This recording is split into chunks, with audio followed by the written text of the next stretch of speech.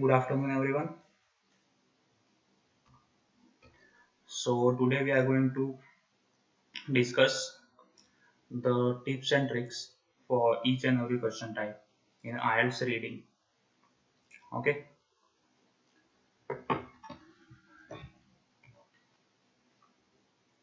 so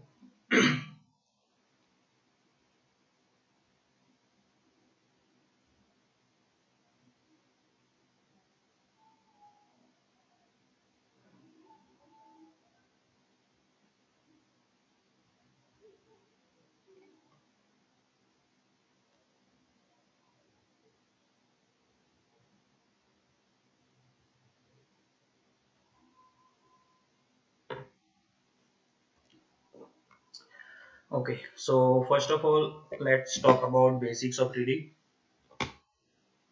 IELTS reading. As everyone knows, IELTS reading is having three sections and 40 questions. Three sections. Each section will have 12 to 14 questions. Two sections are having 13 and one is having 14 questions. So total 40 questions. So to solve these 40 questions, you have 60 minutes. Okay. So this thing is quite difficult. Reading isn't difficult, but to manage reading in 60 minutes is quite difficult. Okay.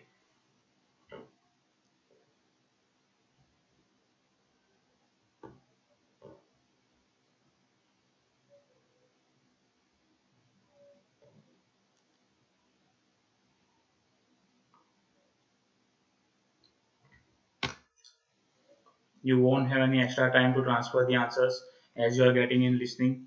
So please, when you get answers, transfer the answers directly into the answer sheet. Okay. Don't write answers in question paper because you won't be getting extra time to transfer. If you are transferring the answers or writing the answers in question paper, then you will need at least 7 to 8 minutes to transfer all 40 questions into the answer sheet. So it will waste a lot of time.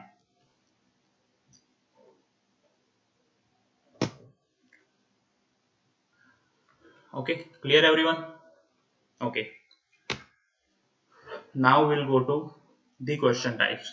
How many questions are there in IELTS reading?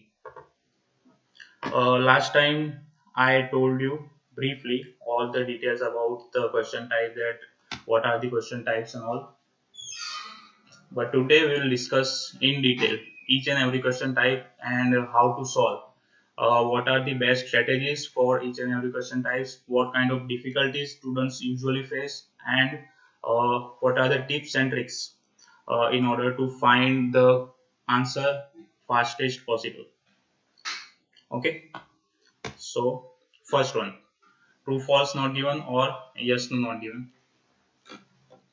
One of the most common question types in IELTS reading. Around 8 to 10 in every reading passage, there are 8 to 10 questions for this type, which is true false not given or yes or not yes no not given. And I won't say it is the hardest, but I would say it is the most confusing question, because you will know the location, you have idea what to do, but you will be confused whether to write no or not given.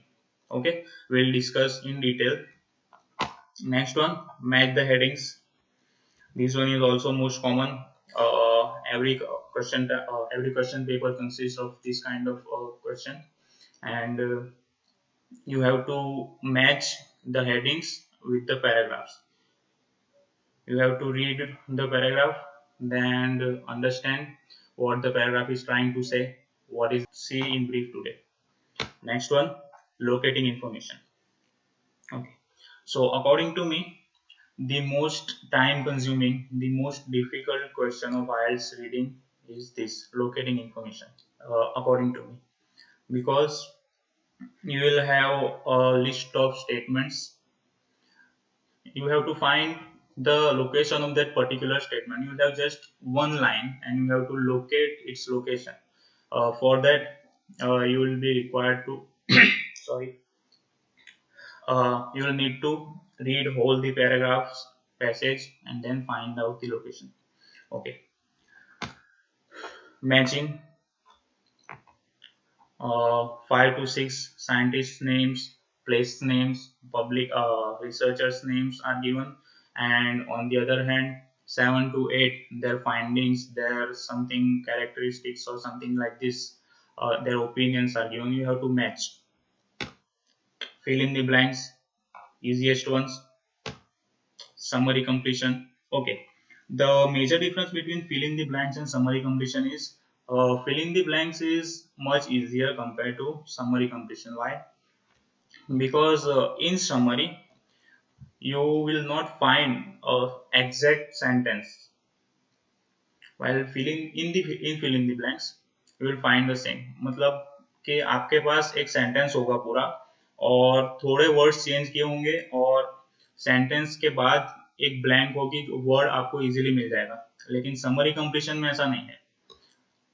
Summary completion में 2-3 lines को एक sentence बना दिया होगा question के अंदर और उसकी समरी होगी, उसका कंक्लूजन होगा।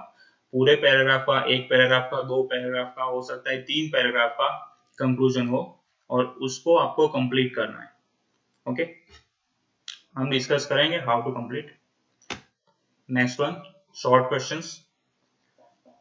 सबसे इजी, आप सबने किया भी है स्कूल में, कॉलेजेस में। एक क्वेश्चन दिया होता है, उसका आंसर देना है सिंपली वर्ड्स में। ओके, वर्ड लिमिट दी हुई होगी, no more than 2 words, no more than 3 words, no more than 1 word. You should never cross word limit or your answer will be wrong. Diagram completion. Interesting one. You will have a diagram. किसी चीज का diagram could be of any mechanical instrument. कोई place का map होगा या तो कोई process होगी। सो ये डायग्राम को हमको कंप्लीट करना है टेक्स्ट को रीड करने के बाद। Okay, table completion simple, blanks की तरह ही है, लेकिन ब्लैंक्स होगी टेबल की फॉर्म में, और ये वाला ब्लैंक्स से भी इजी है क्योंकि टेबल के पास आपके पास टेबल के फॉर्म में होगा। सो आपके पास हेडिंग होगा, सब हेडिंग्स होंगे। सो वो इंफॉर्मेशन लोकेट को आपको राउंड करना है और फिर इंफॉर्मेशन आपको इजीली मिल जाएगी। हम देखेंगे डिटेल में। Okay, flow chart completion similar as table and diagram, easy है। MCQs, multiple choice questions. Okay, now multiple choice questions में 2 टाइप्स है। First one is single answer, second one is multiple answers. Okay, in single answer you will have one question and 3 to 4 options. You have to choose only one. On the other hand, in multiple you will have one question and you have to choose 2 or 3 from 5 to 6 options here. Okay, I hope the types are clear. Okay, before moving on to true false not given, let me tell you some basic things about reading. What kind of things you should consider while doing reading test. The first and foremost thing is time. You should know how to manage time. Time management is one of the most difficult things in IELTS reading, because if you are given 2 hours, then I'm sure that you will definitely get 35 plus, okay, out of 40. But the problem occurs when you have to complete the same in 1 hour only. So 40 questions in 60 minutes means you have only 1.5 minutes to find out one question. So you should manage your time wisely. If you are stuck at one question, don't be egoistic. Ego पे मत लेना कि भाई मैं करके ही रहूंगा, या कुछ भी हो जाए, मैंने 2 मिनट वेस्ट किया है तो 2 मिनट और 4 मिनट वेस्ट किया, अभी तक नहीं मिला, अब तो मिल ही जाएगा, मिल ही जाएगा। ऐसा करते करते आप ज्यादा टाइम वेस्ट कर दोगे। सो कोई भी क्वेश्चन का आंसर आपको 2 मिनट्स में नहीं, 2 मिनट्स में नहीं मिल रहा है, और I would say there are some questions like summary completion. Summary completion में स्टार्टिंग में अगर आपको नहीं मिल रहा है तो आप 2, 3, 4 मिनट ले सकते हैं, क्योंकि समरी कंप्लीशन में आपको एक बार स्टार्टिंग मिल जाएगा, सो पीछे का आपको इजीली मिलेगा। समरी कंप्लीशन में फर्स्ट क्वेश्चन डिफिकल्ट है, लेकिन same thing if you are doing for true false और blanks, then It's not good. Okay. Time management. Second, you should be aware what sub skills are tested in reading skills. Now, what sub skills I'm talking about? I'm talking about skimming, scanning, identifying paraphrase, identifying reference, okay, your vocabulary, understanding power, you are able to find out the main idea or not, you are able to find out the specific information or specific location or not. So such kind of sub skills are tested. So you should know each and every question test different sub skills. There are some 3 or 4 questions which test similar. So you should know what skills particular question is testing, and you should uh, continue your reading according to it. Okay. Each different question type requires a different strategy. Okay. So you can't do in a similar way. All the question types you can't do in a similar way. Some question types require the text to be read first. Some require the questions to be read first. Okay कुछ question type हमको पहले कर लेने चाहिए, कुछ question type हमको बाद में करने चाहिए, कुछ क्वेश्चन टाइप में हमको क्वेश्चंस पहले रीड करने चाहिए, उसके कीवर्ड्स मार्क करने चाहिए और फिर टेक्स्ट पे जाना चाहिए. कुछ क्वेश्चन टाइप ऐसा है जिसमें पहला टेक्स्ट रीड करना चाहिए, उसके बाद क्वेश्चन पर जाना चाहिए. So we are going to discuss all these things कि कौन से क्वेश्चन में आपको पहले रीड करना है, कौन से क्वेश्चन में आपको बाद में रीड करना है. ओके हम डिटेल में कोई पैसेज या पैराग्राफ सॉल्व नहीं करने वाले हैं. I will suggest you, I will give you the tips and tricks to get maximum band score and save maximum time in reading. Okay. Now one more thing, you don't have to understand each and every word. I have seen some students who just read with proper concentration. That's a good thing. If you are reading with proper concentration, that's a good thing. But they are trying to understand each and every word, each and every line. You should focus on main idea and some particular information, because you have to find 40 questions in 60 minutes. You don't have to read and memorize the words or the text. So please don't try to read and understand each and every word. You should understand, but you should understand the question properly. You should understand the main idea of the paragraph properly, and you should understand the answer you are trying to write, you are trying to give. Okay, you don't have to understand extra details. Okay. And many students make many mistakes because they don't read the instructions properly. Now by instructions, what do I mean? I mean word limit in blanks, writing true false not given instead of yes no not given. ये सब problems होती है. yes no not given है, इसकी जगह पर आपने लिख दिया true false not given. Obviously सब गलत. नॉट गिवन आपका अगर सही है तो पढ़ जाएगा, लेकिन बाकी सब गलत.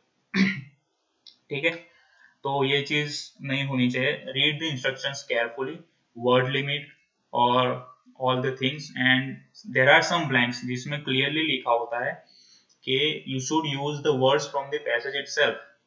मतलब कि आपको वर्ड का फॉर्म नहीं यूज करना है, फॉर्म नहीं चेंज करना है. ओके, गो दिया है अंदर तो गो ही लिखना है, गो का गोइंग नहीं कर सकते हैं. Okay, but there are some जहाँ पे इंस्ट्रक्शंस नहीं दी हुई होती और ग्रामेटिकली मैच करने के लिए हमको वर्ड का फॉर्म चेंज करना होता है, लेकिन वो बहुत रेयर केस में होता है. रेगुलरली ऐसा नहीं होता, यूजुअली ऐसा नहीं होता. ओके, सो एक बार इंस्ट्रक्शंस पढ़ लेनी चाहिए, कहने का मतलब यही है. And the biggest problem every student faces is vocabulary. Okay, the words they are using in IELTS reading, it's quite unfamiliar language for us, because we don't have habit to read a lot. The ones who are having habit, they don't face many problems or much difficulties in IELTS reading concerning vocabs. Particular question, such kind of students face many difficulties. So in order to improve vocabs, I will give you some tips and tricks, or some suggest some articles or some channels or some newspapers from where you can get proper IELTS words. Okay, so let's begin with true false not given and yes no not given. Okay, So first let us understand what is true, false, not given and yes, no, not given.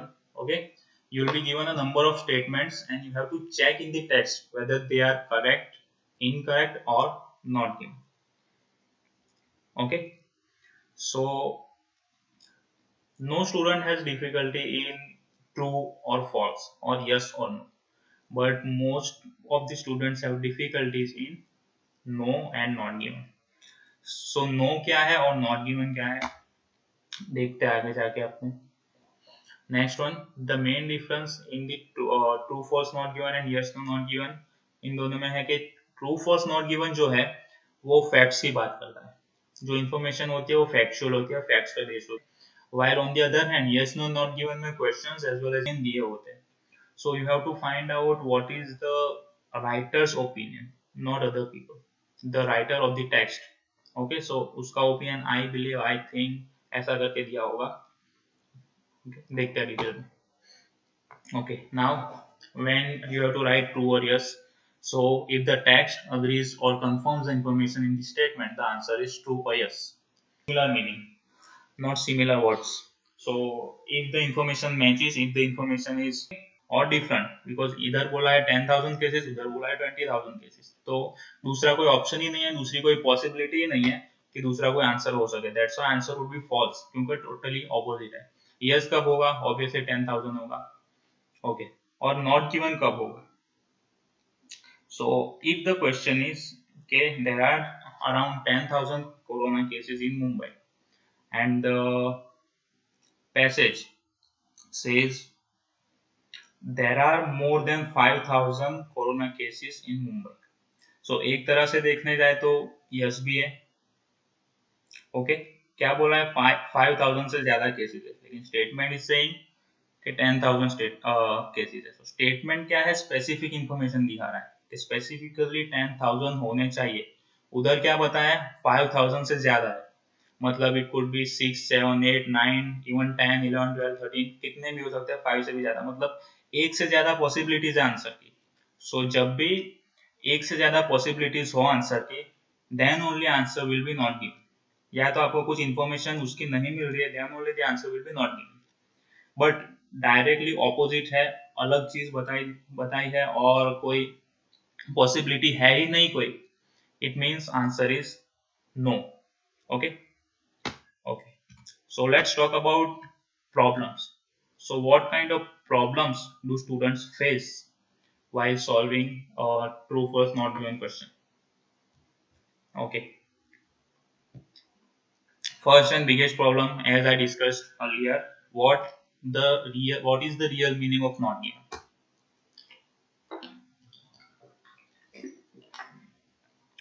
Okay, this is the biggest problem. Students are getting confused in no and not given or false or not given. मैंने आपको अभी बताया ना कि अगर दूसरी कोई possibility है उस आंसर की, then only you should write not given, otherwise you should go with true or false. True कब आएगा, टोटली करेक्ट है. फॉल्स कब आएगा, टोटली अलग है. बता दिया है कि भाई ये नहीं तो ये. ठीक है, एक एग्जांपल देख लेंगे हम. Second problem is spending too much time making sure that it is not given. This is the quite considerable thing that many of the students get confused. Whether should I write it not given or should I give it true or false.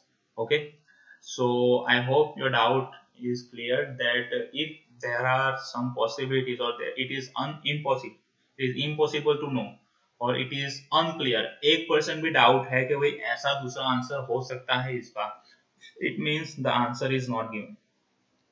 Okay, दूसरी क्या problem होती है कि words और statement को understand नहीं कर पाते. Okay, there are some words, there are some statements जिनका ग्रामर ऐसा होता है कि मतलब रेगुलरली हमने रीड किया नहीं होता, थोड़ा डिफिकल्ट होता है. Obviously they are testing our English skills. We are going to live in an English speaking country, so you should know the typical grammatical structures. Okay, so some paragraph some passages have such kind of language जिसका grammar थोड़ा difficult होता है as well as थोड़े words heavy होते हैं, मतलब unfamiliar होते हैं, सो ये प्रॉब्लम होती है. So this is another problem. और प्रॉब्लम है कि कीवर्ड्स पे ओनली फोकस करते हो जब, उस टाइम पर आंसर फाइंड करना थोड़ा डिफिकल्ट हो जाता है. Okay, if you are focusing on wrong keywords, if there are keywords of noun or year or date or person's name or a place name, so such kind of keywords you should focus on. Okay, but first, so uh, yes no not given में हर time पे keywords पे focus नहीं करना चाहिए. You have to search for meanings, not the similar words, not the similar keyword. You should search for similar meaning. Okay, words कोई भी हो लेकिन मीनिंग इसका सेम है या नहीं है. Okay, not understanding the writers opinion is also one problem. Okay, writer actual में कहना क्या चाहता है वही पता नहीं चलता क्योंकि लैंग्वेज ऐसी यूज की होती है और उसके पहले 2-3 लोगों के ओपिनियंस आ गए होते हैं. सो ये चीज भी एक डिफिकल्ट है. Let's see now tips. Some tips to find out true false not given, yes no not given quickly. First one, most important one, and you should know this, that questions are in same order as text. Set questions always sequence में होंगे. पहला question अगर आपको पहले paragraph से मिला है, दूसरा क्वेश्चन तीसरा क्वेश्चन आपको अगर दूसरे पैराग्राफ में मिला है, ओके, सो दूसरा क्वेश्चन इन दोनों के बीच में ही होगा, सेकंड पैराग्राफ के बाद नहीं होगा दूसरा question. So sequence is follow. Okay, so जब भी आप रीड करते हो true false not given, yes no not given, तो कभी एक स्टेटमेंट रीड मत करना, never. You should read at least 2. तो प्रॉब्लम नहीं होगी. प्रॉब्लम तब होगी जब आंसर है नॉट गिवन. ये पहला ही आंसर नॉट गिवन है और आपने एक पैराग्राफ रीड किया, दूसरा पैराग्राफ, तीसरा, सो 5-6 मिनट लग जाएंगे आपको एक आंसर फाइंड करते हुए.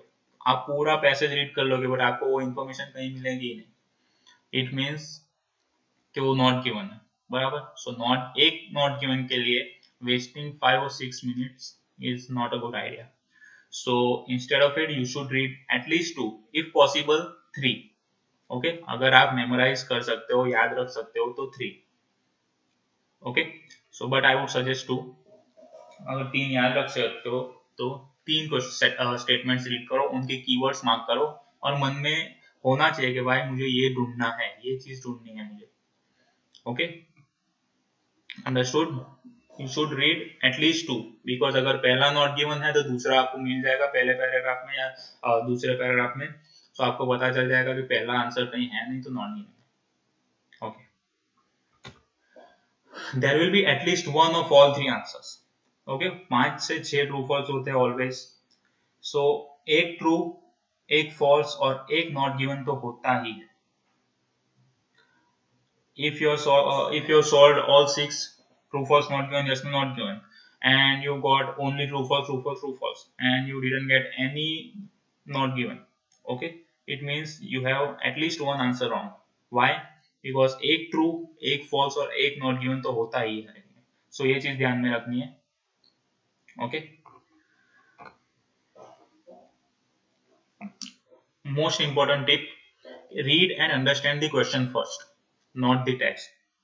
okay, some students have habit to first read the text and then they come to questions, then again they go to text, then question, text, question. so it is quite time wasting, because आप पहले अगर text read कर रहे हो पूरा text तो आपको पता ही नहीं है कि आपको ढूंढना क्या है, what you are looking for.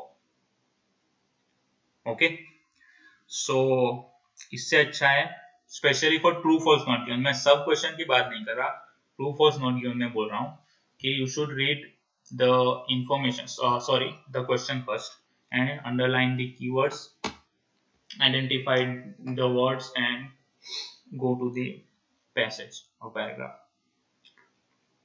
Identify the words that qualify the statement, for example some, all, mainly, often, always, occasionally. okay, so these are the words, मतलब कि पूरा स्टेटमेंट आपका मैच कर रहा होगा क्वेश्चन पैराग्राफ के साथ. सो आपको लगेगा आंसर है यस या तो no.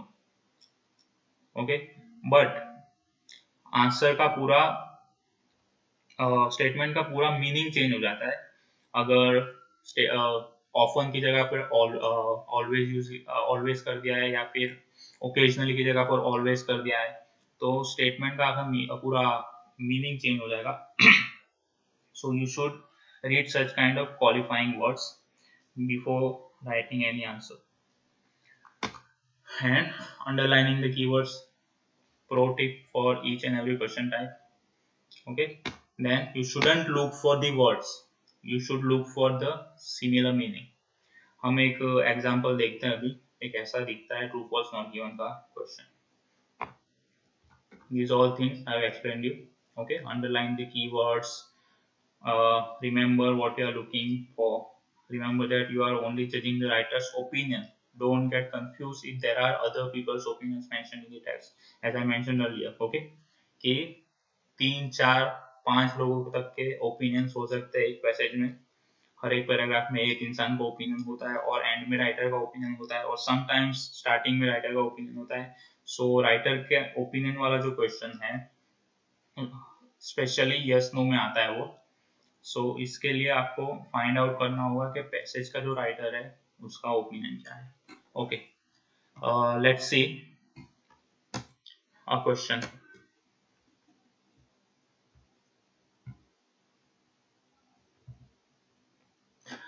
Here, I think we have done this in last master class. Again, now see, here are 2 questions and here is the passage. As I mentioned, read the question carefully. यहाँ पे देखना ही नहीं है starting में passage. So Palladio's father worked as an architect. So keyword क्या है? उसका father. Okay, उसके फादर की बात की गई है. तो जहां पे भी उसके फादर या तो फैमिली मेंबर्स का मेंशन किया है वो location we have to find out.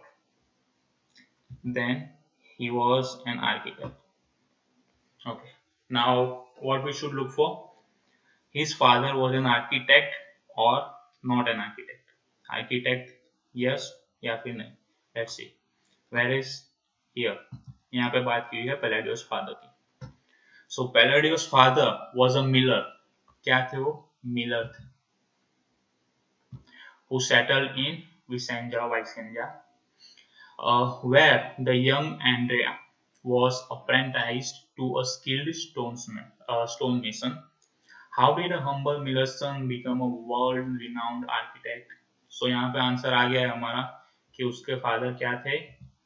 Miller थे, not an architect. Okay, so answer is totally contradicting the information, the statement. The answer is false, obviously. Next one, Palladio's family refused to pay for his architectural studies. Now keyword क्या है? Here refusal है keyword. कि उसकी family ने उसकी fees पे करने के लिए रिफ्यूज किया तो यस, नहीं रिफ्यूज किया तो नो, और उसकी कोई इंफॉर्मेशन ही दी नहीं है कि भाई उसकी फैमिली का मेंशन ही नहीं किया है पेमेंट के regarding, then answer will be not given. So एक तो है रिफ्यूजल और दूसरा है उसकी स्टडीज, आर्किटेक्चरल स्टडीज. ओके, तो you should look for synonyms के भाई स्टडीज के लिए क्या हो सकता है word. So studies, education, then schooling, college, university, such kind of words should be there. So let's quickly skim the passage and scan for the words. Here I found education. Okay, I highlighted it. Now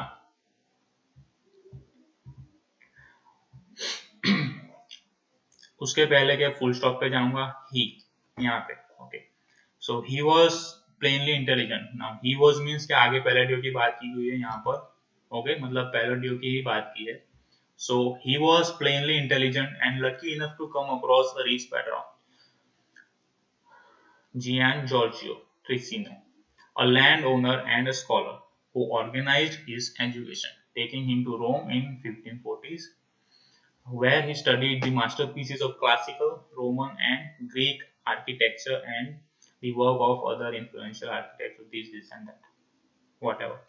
Okay, तो क्या बोला यहाँ पे? ये भाई साहब ने उसकी फीस पे की थी. यहाँ पे ऐसा कुछ मेंशन नहीं किया है कि उसकी फैमिली ने पेमेंट से रिफ्यूज किया था, डिनाई किया था या नहीं। सो फैमिली की बात मेंशन नहीं की और ना ही रिफ्यूजल की बात की है। So answer will be not given. Okay okay, now let's talk about heading matching. So what skills are tested in these kind of questions? Heading matching. So first of all, it tests your ability to understand the main idea of each paragraph.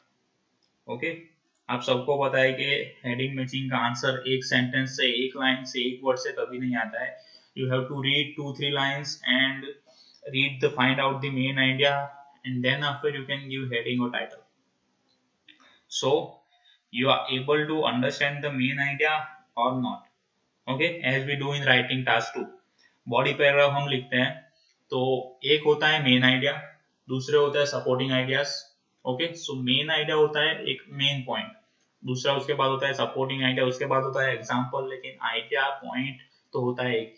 Same for IELTS reading. Okay, so reading में भी same होगा, एक main idea होगा और idea को support किया गया होगा दूसरे सपोर्टिंग क्वेश्चन से, सपोर्टिंग सेंटेंसेस से. सो ये चीज आपको फाइंड आउट करनी है कि भाई पैसेज का मेन आइडिया है क्या और उसके सपोर्टिंग सेंटेंसेस क्या है. Okay, so this type of question test your ability to understand the main idea of each paragraph. Headings are short sentences that summarize the information in a paragraph. You have to pick the one that summarizes best, summarize the information best. Okay, you will be having 5 to 7 headings and asked to match each paragraph in the reading text to one heading.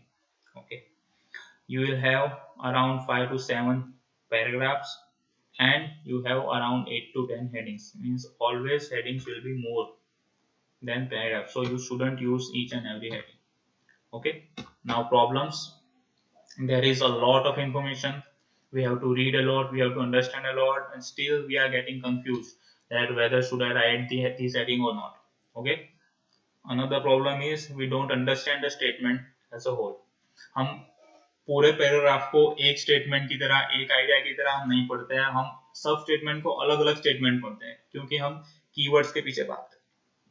ठीक है, जब भी कोई keyword मिलता है हम उसको underline कर देते हैं, लेकिन उसको डायरेक्टली मैच करने जाते हैं हम हेडिंग के साथ. तो कीवर्ड सिमिलर होगा, वर्ड सिमिलर होगा, लेकिन मीनिंग टोटली डिफरेंट होगा. So you have to understand the text as a whole, you shouldn't run after the keywords. अगर आप कीवर्ड के पीछे भागोगे तो आपको कीवर्ड तो मैचिंग मिल जाएगा लेकिन आंसर गलत हो. So you have to understand what the text is trying to say. After that you have to find out the main idea, then only you should give answer. Okay, some of the headings may appear to have the same meaning. Students don't spend enough time reading the statements. Okay, obviously कुछ headings ऐसे होते हैं कि words भी अंदर similar होते हैं, meaning भी सेम लगता है. अगर हम फर्स्ट टाइम देखें तो same problem should be avoided. How? जितने हेडिंग्स में आपको कंफ्यूजन है कि यार ये चीज मुझे सेम लग रही है, so you should find out the differences. एक चीज होगी, एक वर्ड ऐसा होगा, एक दो वर्ड ऐसे होंगे जो पूरा स्टेटमेंट का मीनिंग चेंज कर देते होंगे, हेडिंग का मीनिंग चेंज कर देते होंगे. सो यू शुड अंडरस्टैंड कि हेडिंग में ये मेन आइडिया है या सपोर्टिंग आइडिया है और ये हेडिंग्स में डिफरेंसेस क्या है. Okay, then only you will get the correct answer. Okay, now as I mentioned कि आप मेन आइडिया अंडरस्टैंड नहीं करते हो, ये प्रॉब्लम आती है. Now tips. हाँ, I discussed earlier that some question types require the text to be read first and some question types require the questions to be read. So here I would suggest you to read the text first. And दूसरी एक बात मैंने बोली थी कि कुछ question types होते हैं जो आपको पहले करने चाहिए अगर पैसेज में है तो, और उस क्वेश्चन टाइप को लास्ट में करनी चाहिए। सो हेडिंग के लिए मैं बताऊंगा कि हेडिंग पहले करना चाहिए। क्यों पहले करना चाहिए? रीडिंग में हेडिंग पहले करने का रीजन ये है कि रीडिंग में आप मेन आइडिया के पीछे भागते हो, ठीक है।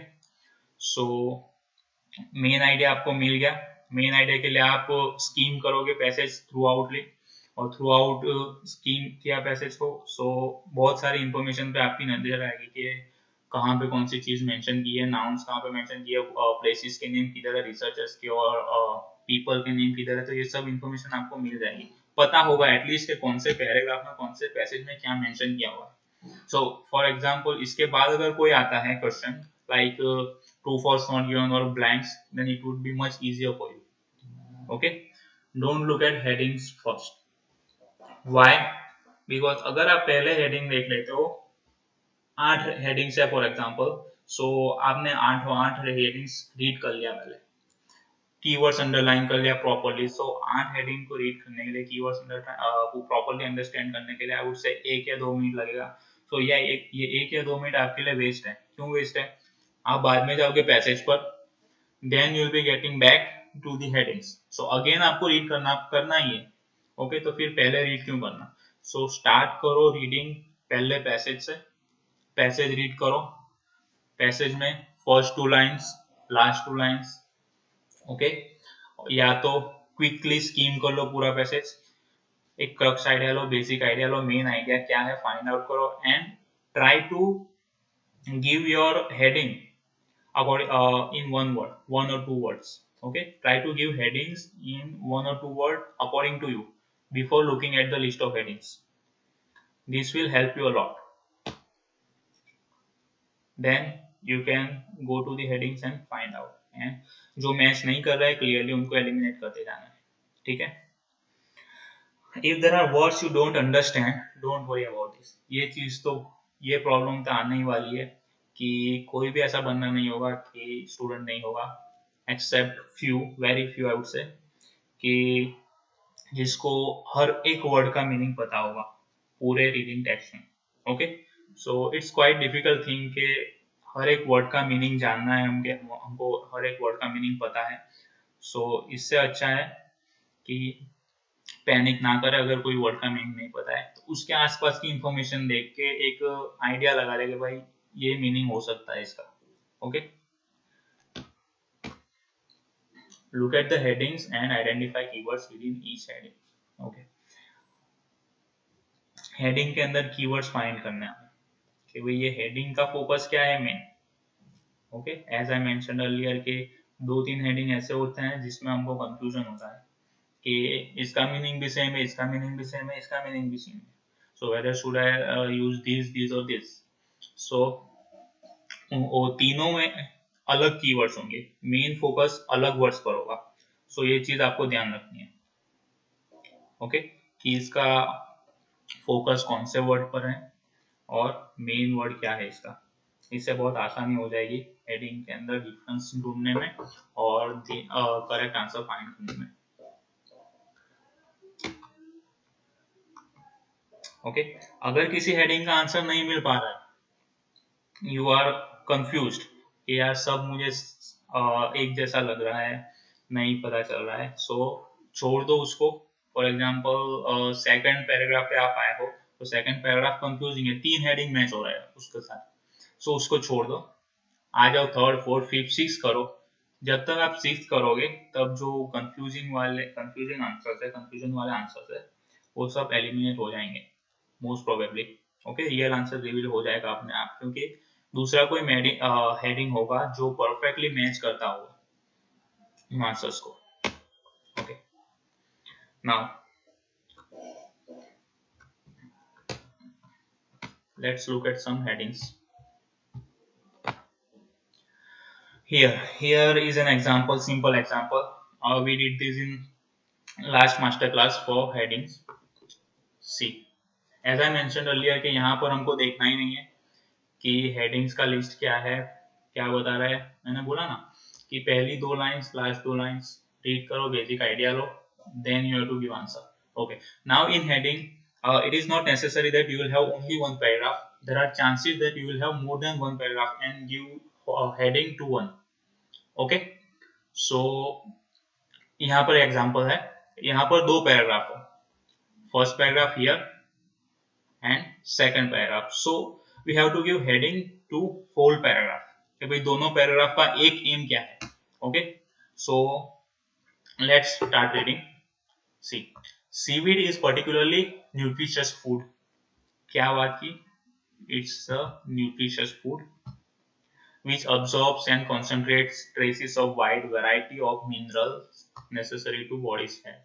Okay, मिनरल्स की बात की, बॉडी की हेल्थ की बात की है, ये सब बात की है कि हेल्थ के रिलेटेड कुछ बात कर रहे हैं यहाँ पर, सीवीड और हेल्थ. ओके, मेनी एलिमेंट्स में अकर इन seaweeds, again minerals. Okay, so यहाँ पे फर्स्ट टू लाइंस में तो एक चीज क्या आ गई कि भाई मिनरल्स की बात की है कि सीवीड से क्या क्या न्यूट्रिशन मिलता है, कैसे बेनिफिशियल है.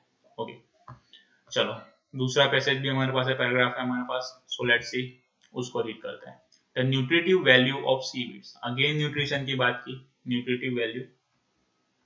Okay, the nutritive value of seaweed has long been recognised. For instance, एक एग्जाम्पल को कभी नहीं छोड़ना है. एग्जाम्पल आप रीड करोगे आपको अंदाजा आ जाएगा 90% के ये पैसेज क्या कहना चाह रहा है, क्योंकि एग्जाम्पल ऑलवेज सपोर्ट करेगा मेन आइडिया को. So for instance, there is a remarkably low incidence of goiter among the Japanese. और इसका मीनिंग है कि एक काइंड ऑफ डिजीज है जो गले में होता है, एनलार्जमेंट ऑफ नेक के लिए. ओके, सो जापानीज में ये डिजीज कम होता है. कौन से जापानीज? जो लोग सीवीड कंज्यूम करते थे. ओके, सो चलो सीवीड की न्यूट्रिशन वैल्यू की बात की है. सीवीड के अंदर ये है, ये है, ये है, और जापान में कंज्यूम करते थे, सो उनको ये बेनिफिट होता था, ऐसी बात की है. ओके, लोकेशन एंड फीचर्स नहीं, use of seaweed in Japan. चलो ये रख सकते हैं हम कि भाई use of seaweed in Japan, Japan में खाने के लिए यूज करते थे, ऐसी बात की.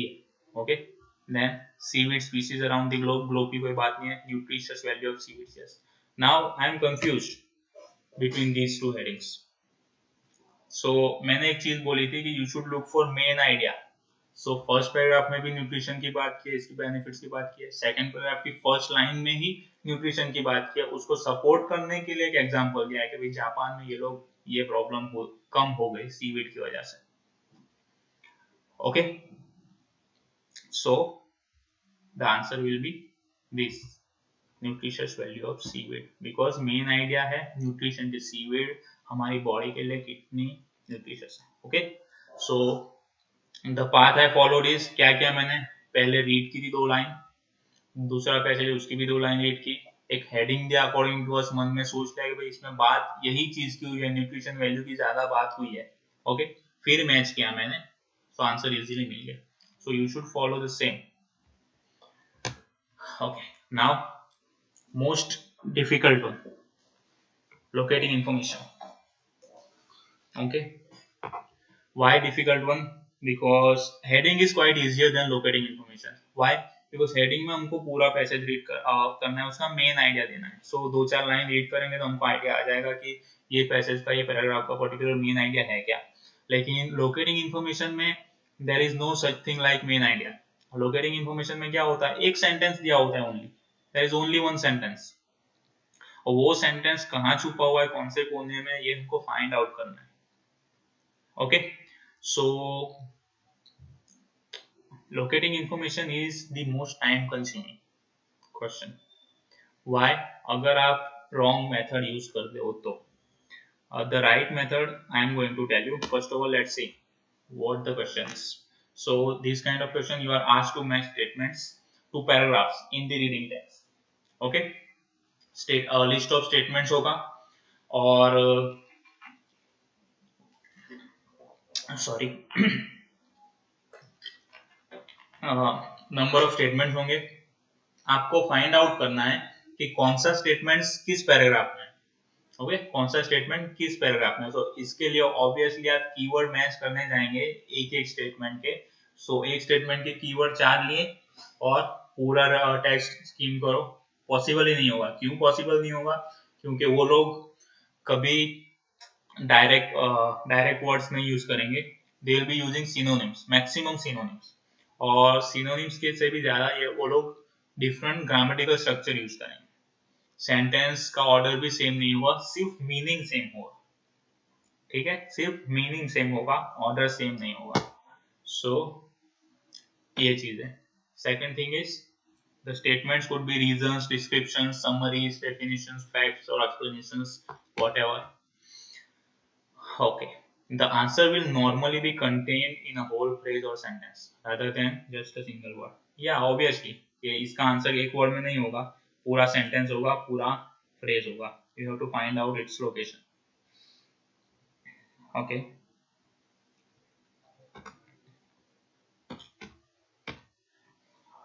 What common problems do we face? First of all, waste of time. कि भाई बहुत ज्यादा इंफॉर्मेशन हमको रीड करनी होती है तो टाइम वेस्टिंग है ये. ठीक है. सो कैसे इसको सॉल्व करना है विदाउट वेस्टिंग मच टाइम, ये आपको बताता हूं मैं नेक्स्ट. दूसरी प्रॉब्लम क्या है, इसका मेन आइडिया हमें नहीं देना है. We have to find out particular line from each paragraph.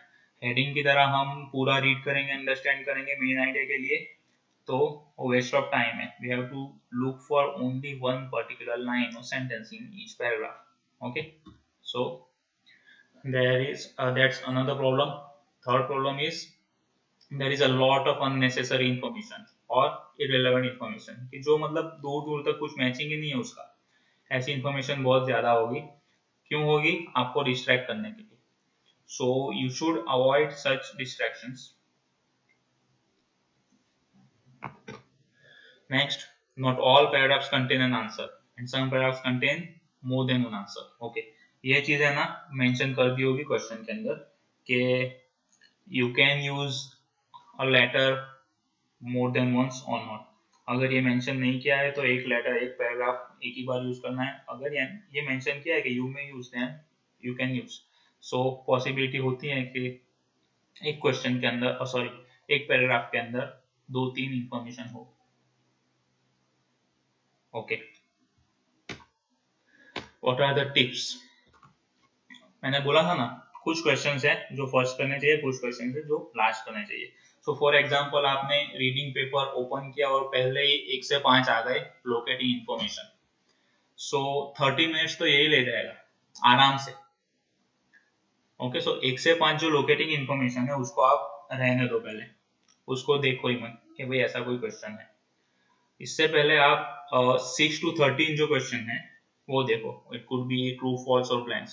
So true false और ब्लैंक्स है, उनको आप रीड करने से पहले जस्ट एक बार ये स्टेटमेंट्स रीड कर लो 1 से 5.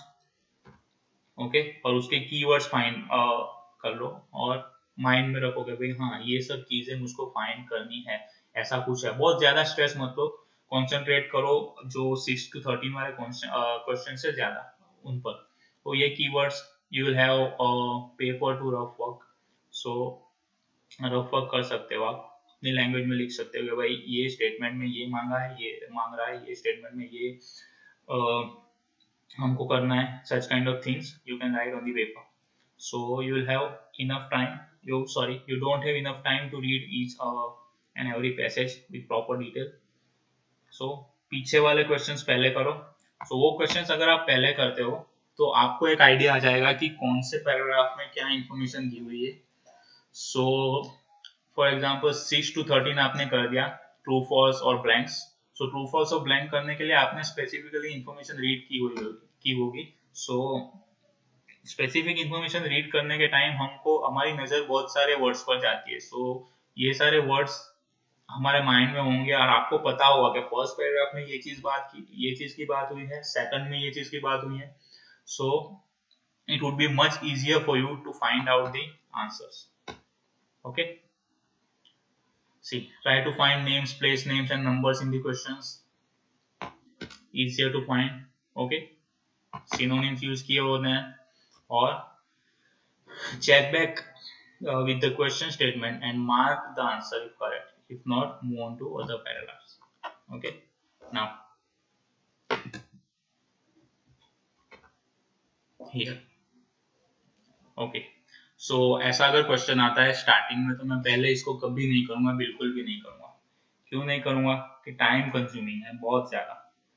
ओके, सो मैंने चलो ट्रू फॉल्स नॉट गिवन कर लिया, और दूसरा जो क्वेश्चन था वो कर लिया मैंने। तो मेरे पास एक आइडिया होगा कि फर्स्ट पैराग्राफ में क्या बात की गई है, सेकंड पैराग्राफ में क्या बात की हुई है। ओके, सो इससे हमको पता चल जाएगा। तो let's see, IQ is just one single factor. Let's I'm giving you 2 minutes, चलो फाइंड आउट करो अपने आप से, then we'll discuss.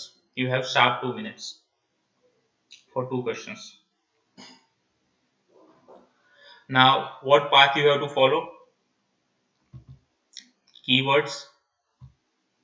Okay, single factor for human characteristics.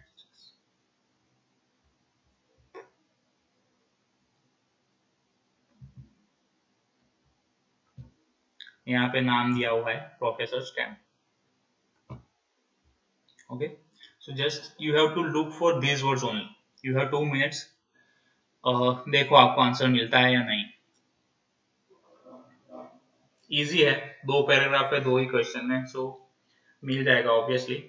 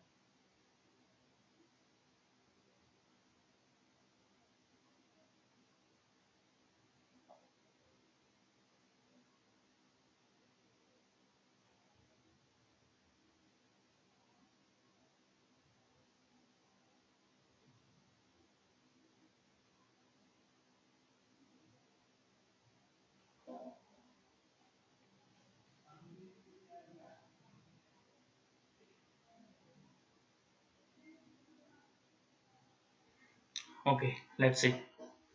So IQ की बात की है, और IQ की बात यहाँ पर सब है। देखो IQ IQ IQ first paragraph में कहीं नहीं लिखा है। ओके, सो रीड करेंगे हम यहाँ पर कि यहाँ IQ मिला, इसके ऊपर से रीड करते हैं। The scores are often given enormous weight. A single IQ measurement can take on a life of its own if teachers and parents see it as definitive. It became a major issue in the 70s when court cases were launched to stop anyone from making important decisions based on IQ test scores. The main reason was and still is that current tests don't really measure intelligence. Whether intelligence can be measured at all is still controversial. Okay, तो क्या बात की यहाँ पर कि IQ के base पर खाली इंटेलिजेंस मेजर करते थे। सो उसके सामने सवाल खड़े हुए, क्रिटिसाइज किया गया उसको कि ये एक अकेला फैक्टर नहीं है जिसके ऊपर आप टेस्ट कर सकते हो ह्यूमन कैरेक्टरिस्टिक्स, लाइक दूसरे फैक्टर्स भी है जो यहाँ पर मेंशन किए गए। ओके, सो बहुत डिटेल में अंडरस्टैंड नहीं करना है, कहना मतलब ऑलमोस्ट कुछ सिमिलर ही जाता है। सो आंसर 1 का आ जाएगा बी। और सेकंड में प्रोफेसर स्टैम्प की बात की तो इनका नाम फाइंड करेंगे हम, यहाँ पर है। ओके, हाँ, सो although इसके ऊपर से रीड करेंगे, although Binet's test was popular, it was a bit inconvenient to deal with a variety of physical and mental ages. So in 1912, William Stamp suggested simplifying this by reducing the to a single number. Okay, he divided the mental age by physical age and multiplied the result by 100. तो ये सब क्या किया, ये एक method बताई। किसकी method? William stamp की जो टेस्ट था, जो IQ का जो टेस्ट करते थे, उसकी जो मेथड ये इसकी थी, बाइनेट की, और विलियम की कैसी विलहेम की कैसी थी। सो इसकी मेथड यहाँ पर डिस्क्राइब की है। तो discussion of methodology behind professor Stamp's test. Okay, simple, just ये बहुत डिफिकल्ट नहीं है। यहाँ पर हम पैसेजेस सॉल्व नहीं करने वाले हैं, will just discuss the tips and tricks. So we have to find out the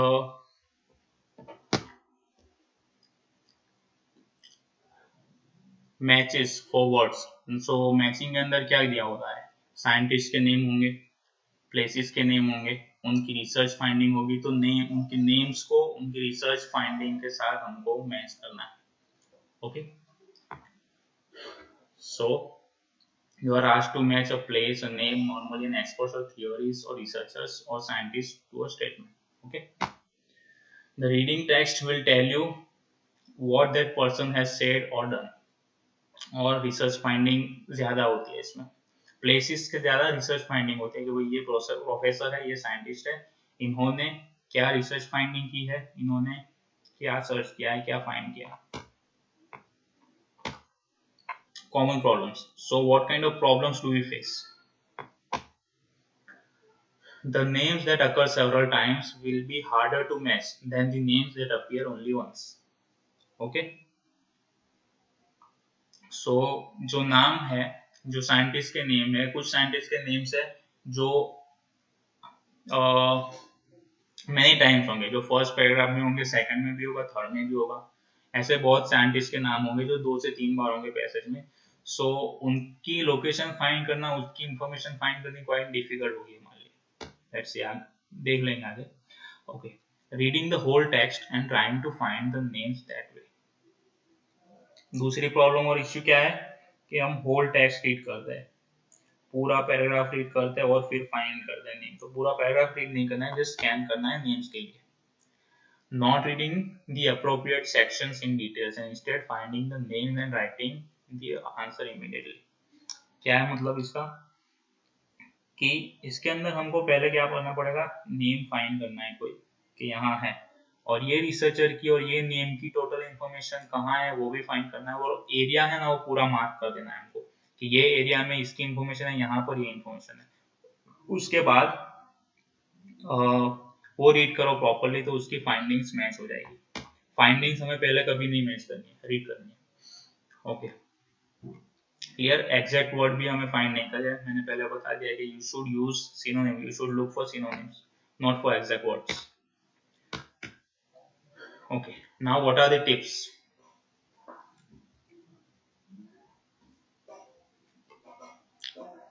So find the names in the text quickly by scanning for them and then underline them. Okay, so tips में पहली चीज कि हमको जो answers है, जो statement है, उनकी फाइंडिंग्स है रिसर्चर्स की, उस पर ज्यादा फोकस नहीं करना है। We should more focus on the names. पहले हमको नेम ही ढूंढने हैं, उनके रिसर्चर्स की फाइंडिंग्स नहीं ढूंढनी है। पहला नेम ढूंढो, सबके सब नेम ढूंढ लो। फॉर एग्जांपल 4 से 5 नेम मेंशन किए हुए हैं, तो सबके सब ढूंढ लो और उनका एरिया मार्क कर दो कि भाई ये है मिस्टर मुकेश कुंदानी, तो इनकी फाइंडिंग्स ये है। सो मिस्टर मुकेश कुंदानी की फाइंडिंग्स कौन से पैराग्राफ में मेंशन की गई है। ओके, सो एक पर्टिकुलर पैराग्राफ होगा, एक पर्टिकुलर एरिया होगा, वो एरिया आपको मार्क कर देना है और जो नाम है उसको भी हाईलाइट कर देना है। ओके, उसके बाद उनकी इंफॉर्मेशन रीड करो proper, then you will find the correct answer. आगे रिसर्च कैसे कि कुछ नेम है वो ज्यादा बार होता है पैसेज में, सो डिफिकल्ट होता है। सो इसके लिए सॉरी ये नहीं है, कुछ नेम्स हैं जो एक से ज्यादा बार यूज कर सकते हैं। सो इन्फॉर्मेशन में एन भी करके दिया होगा कि you may use the names more than once like this. The names might be shorten to just the first और लास्ट नेम। ओके, सो नाम है कि मिस्टर डेविड जोन्स, सो ये नाम है राइटर का। सो क्वेश्चन में क्या दिया होगा, या तो स्टेटमेंट में ओनली जोन्स दिया होगा और उनकी फाइंडिंग दी हुई होगी। ओके, सो ये हमको ध्यान रखना है। If you like to categorize thing by color, use different color pens for underlining the different names. Okay, pens तो अलाउड है आइल्स के टेस्ट में, लेकिन हमको यूज नहीं करनी है लिखने के लिए। If you want to underline any particular name, then you can use pen. Okay, so pen use करो अलग अलग कलर्स की, so अलग अलग नाम आप अंडरलाइन कर सकते हो उन पेन से। ओके, जो द और ऑप्शंस जो होते हैं वो सीक्वेंस फॉलो नहीं करता है टेक्स्ट का, बट जो नेम्स होते हैं राइटर्स के वो सीक्वेंस में होते हैं। सो ये चीज आपको ध्यान रखनी है कि एक राइटर का नाम मिला है तो ऊपर नीचे दूसरे आराम से मिल जाएंगे आपको। Okay.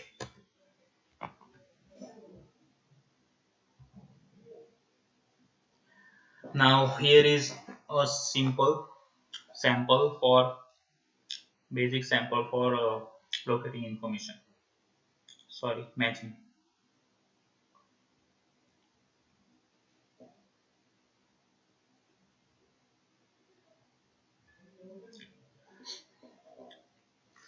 Follow our method.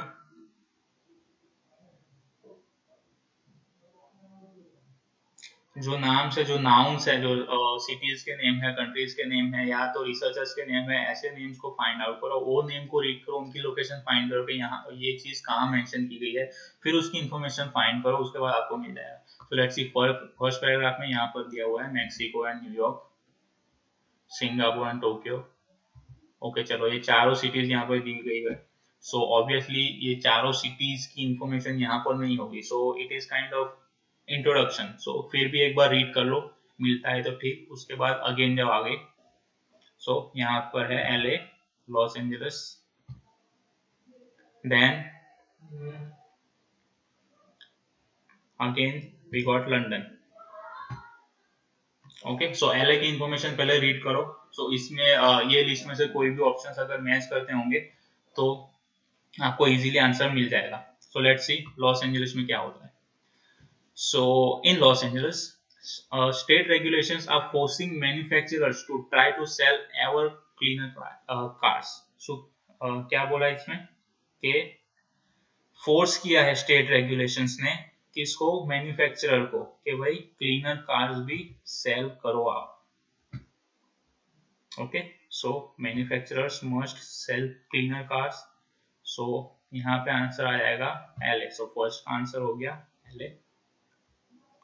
Okay, now London. London की इंफॉर्मेशन हम रीड करते हैं कि local authorities in London are campaigning, क्या कर रही है, कैंपेन कर रही है to be allowed to enforce anti pollution laws. Okay, laws का स्पेलिंग यहाँ पर रॉन्ग है अंदर पैसेज में, LAWOI। सो क्या बोला है, लोकल अथॉरिटीज। तो लंदन की जो लोकल अथॉरिटीज है वो क्या डिमांड कर रही है, वो लोग कैंपेन्स कर रहे हैं। क्यों कैंपेन्स कर रहा है कि हमको अलाउ करो, क्या अलाउ करो, कि एंटी पोल्यूशन लॉस हम एनफोर्स कर सके, ओके, इम्प्लीमेंट कर सके। सो इन्होंने कुछ ऐसा किया है कि भाई हमको परमिशन दो, हमको अलाउ करो पॉल्यूशन लॉस के रिगार्डिंग। नेक्स्ट, सो यहाँ गया है authorities want to have power to enforce anti pollution। Okay, so यहाँ पर answer will be London. Okay, so ये डिफिकल्ट वाला नहीं है। If you want next lecture में आपको जो क्वेश्चन टाइप में डिफिकल्ट होगी उसका मास्टर क्लास रखेंगे, हम पूरा डिटेल में समझेंगे, but you should follow this trick only. Okay, जो नाउन्स है उनको आपको रीड करना है, पहले उनकी लोकेशन फाइंड करो, उनकी इंफॉर्मेशन फाइंड करो, then paragraphs. Okay,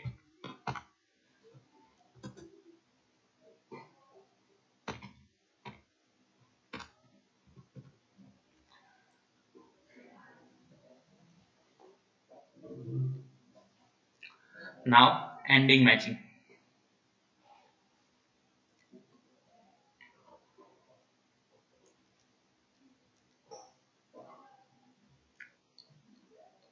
What is ending matching?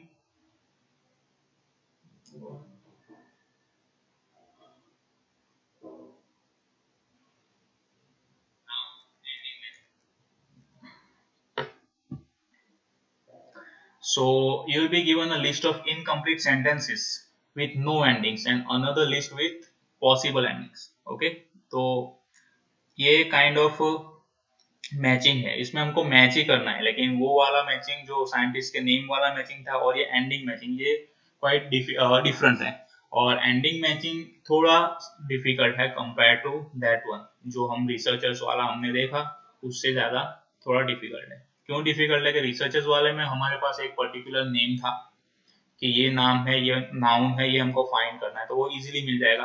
लेकिन एंडिंग में ऐसा नहीं होगा। एंडिंग के अंदर आपके पास लिस्ट ऑफ सेंटेंसेस होगा। सो वो लिस्ट में सारे सेंटेंसेस इनकम्प्लीट होंगे। सो सामने दूसरे ऑप्शन होंगे आपके पास,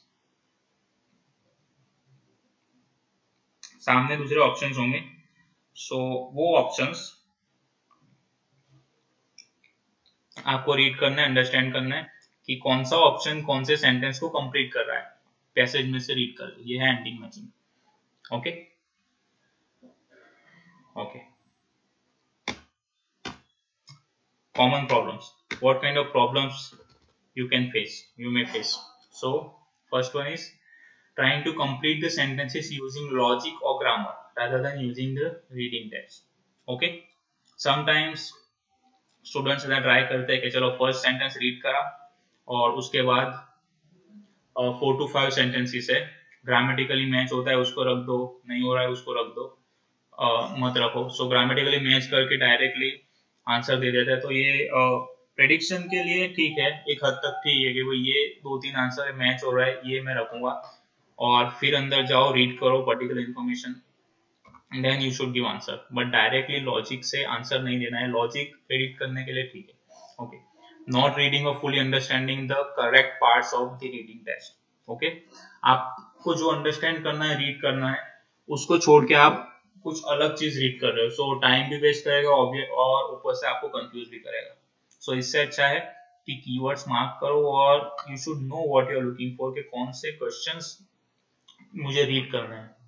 ओके, कौन से पैराग्राफ और कौन सी लोकेशन पर मुझको रीड करना है, इसके लिए सॉरी। सो ये चीज आपको बेनिफिट कि location you should know first. Yes, another major problem is synonyms, कि सिनोनिम्स हमारे पास होते ही नहीं है, हमको पता ही नहीं होता कि ये वर्ड का मीनिंग क्या है, दूसरा सिनोनिम्स क्या हो सकता है, दूसरा क्या वर्ड हो सकता है। सो इसके लिए बहुत ज्यादा प्रॉब्लम होती है। Next, looking for the exact words in the reading text rather than synonyms. Okay, we shouldn't look for exact word, we should look for synonyms. Tips: the answers are in same order in the text as they are in the questions. Okay, so ये benefit है एक कि order में होंगे answers. दूसरा है question one है, उसको पहले लोकेट करो, उसके बाद आपको लोकेशन मिल जाएगी, ये पैराग्राफ से ये सब आंसर स्टार्ट हो। ओके, देन ओनली आपको आगे बढ़ना है। सो पहला क्वेश्चन लोकेट करने में आपको थोड़ा टाइम लगे, उसके बाद सीक्वेंस में आंसर आ जाएंगे, सो डिफिकल्टी नहीं होगी। Try to predict how each sentence will end before you look at the endings. Okay, जब आपको इन्फॉर्मेशन पता चल जाती है कि ये जगह पर ये चीज है, ये जगह पर आंसर है, सो यू शुड प्रेडिक्ट कि भाई उसका एंडिंग क्या हो सकता है, पॉसिबल कि कहाँ एंड कर सकता है ये। ओके, सो इससे थोड़ा आइडिया आ जाएगा आपको ग्रामेटिकली, बट डायरेक्टली आंसर नहीं लगता है, सिर्फ प्रेडिक्ट करना है। There are more endings than required, so looking at all of these in detail is a waste of time.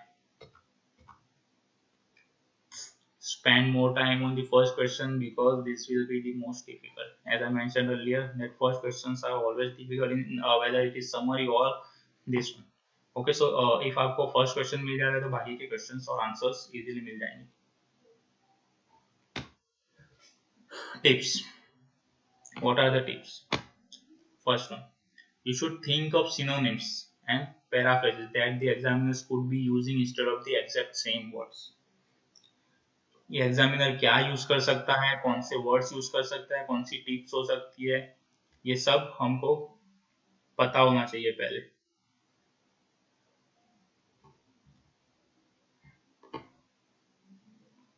दूसरा,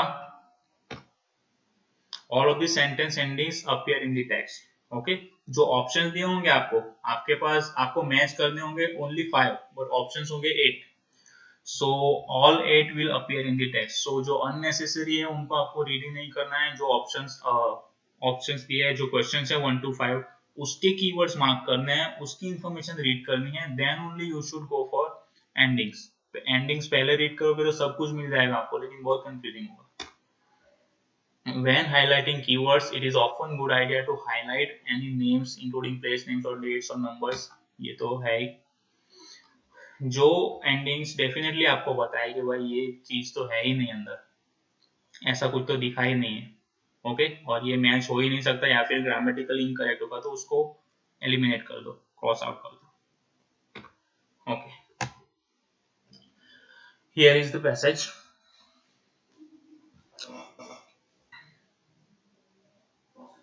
I am giving you 2 minutes, sorry, 4 minutes, let's see, to find out 3 answers. Okay, here are the options. So ये options को हमको पहले नहीं देखना है, ये questions है, क्वेश्चंस को पहला देखना है और यहाँ पर पीछे इनमें से कोई ऑप्शन फिट होगा, so we have to find out this one. Clear? So यहाँ के कीवर्ड्स मार्क करो, then find out.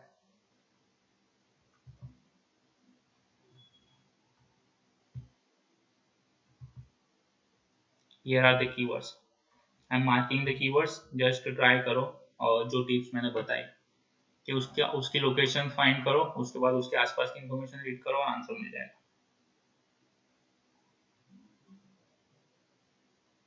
Okay, match करना है हमको, ये क्वेश्चंस है और इधर एंडिंग्स है।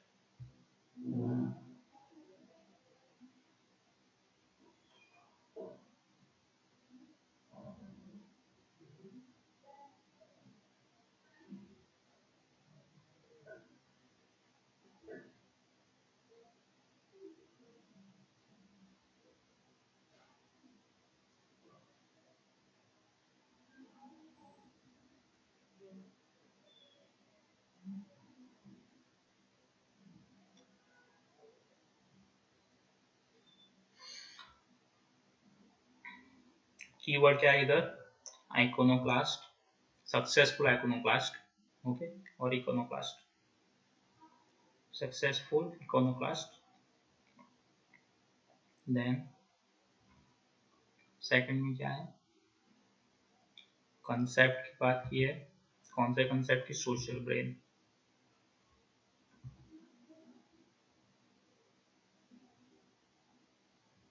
सो ब्रेन की बात कहाँ मेंशन की है ये आपको फाइंड करना है, उसके आसपास की इंफॉर्मेशन रीड करो, मिल जाएगा।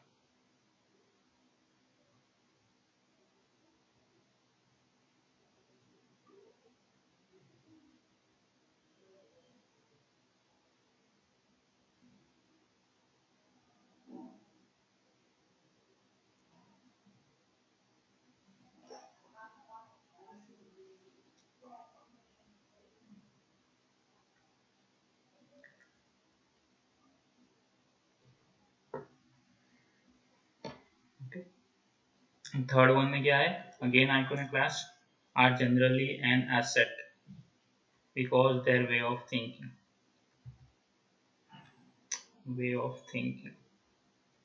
iconoclast,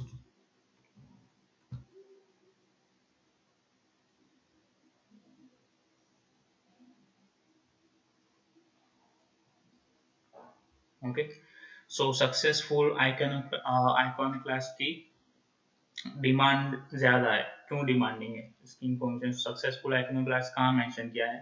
लेट्स सी, एक तो यहाँ है, दूसरा इधर है,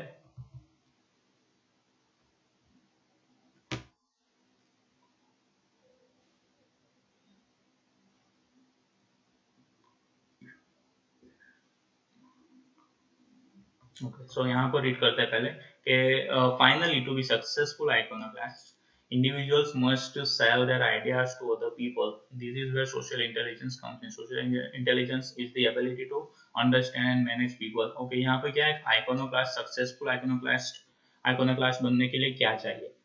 ओके, लेकिन हमको तो क्या है कि वो लोग डिमांड में क्यों है उसकी बात करें, तो दूसरा वाला इधर वाला रीड कर लेते हैं, इसके ऊपर से रीड करो।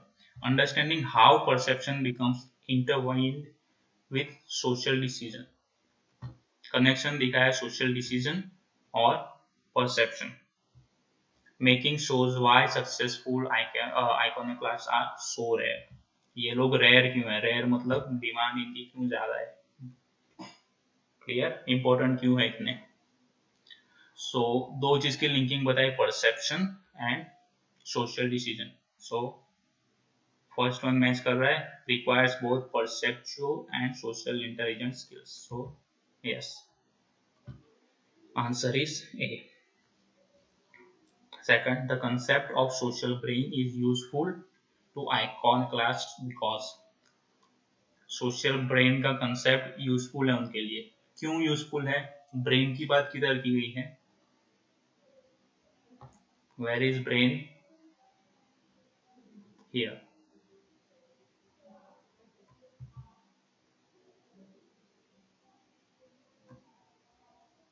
social brain. Okay, again brain. So let's see. In the last decade, there has been an explosion of knowledge about the social brain and how the brain works when groups coordinate decision making. क्या बात की?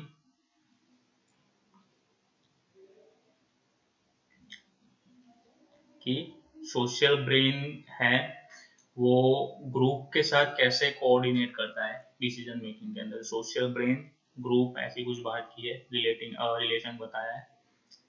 देखते हैं. Focus is on how group decide on an action. आ सकता है ये answer. चलो रखो एक साइड पर. Works in many fields both artistic and scientific. No. Leaves the. No. Involves understanding how organization manage people. No. Okay. So group की बात किया. How groups coordinate. यहाँ पर भी सेम है. How groups decide on an action. Groups coordinate in decision making. Decision making के लिए कैसे कोऑर्डिनेट करता है groups. Okay. So these are the tips कि ये फाइंड आउट करो. यहाँ के कीवर्ड्स हमको ढूंढना है, यहाँ के नहीं. ओके. ये फाइंड आउट करो, इसकी इंफॉर्मेशन मिलेगी, उसके बाद आपको इजीली ये वाला मिल जाएगा. Okay. So next, sentence completion. Blanks, easiest one.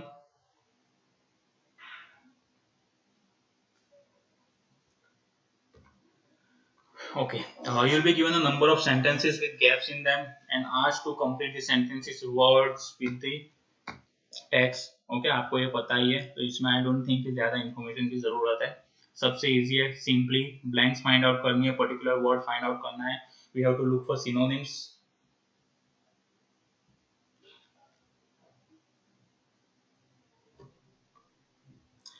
We have to look for synonyms as well as we should look for particular meaning as well. Okay, so blanks जब रीड कर रहे हो तो क्वेश्चन रीड करो. चलो tips के बारे में बाद में डिस्कस करते हैं. पहला समझ लेते हैं ब्लैंक्स क्या है. पता ही है. What problems, biggest problem people face during solving this kind of question is vocab. Okay, synonyms use किए होंगे अंदर. आपके पास इनफ vocab नहीं है, synonyms नहीं है, so it would be much difficult for you. आप एक वर्ड पकड़ के बैठ जाओगे कि हाँ मुझे ये वर्ड फाइंड करना है अंदर पैसेज में से, लेकिन वो वर्ड के सिनोनिम्स यूज किए होंगे, डिफरेंट सेंटेंस स्ट्रक्चर यूज किया होगा, so it would be more difficult for you. So you should look for meaning. Okay, हर एक क्वेश्चन में मैं कहूंगा you should look for same meaning, not similar vocabs और similar words only. Okay, meaning के पीछे भागना है, वर्ड्स के और वोकैब्स के पीछे नहीं. सो सिमिलर मीनिंग हमको फाइंड आउट करना है, उसकी इंफॉर्मेशन कहाँ है. दूसरा प्रॉब्लम क्या आता है, सिनोनिम से वही है. ओके, इंस्ट्रक्शंस प्रॉपर्ली रीड नहीं करते हो. हाँ, ये एक प्रॉब्लम है. Instructions, what do I mean by instructions? कि word limit. Many students face difficulties, not difficulties I would say, because of being careless they write down more than the word limit. If the word limit is no more than 2 words, still they write 3 words. Okay, so one thing I should tell you that every number is considered as a word.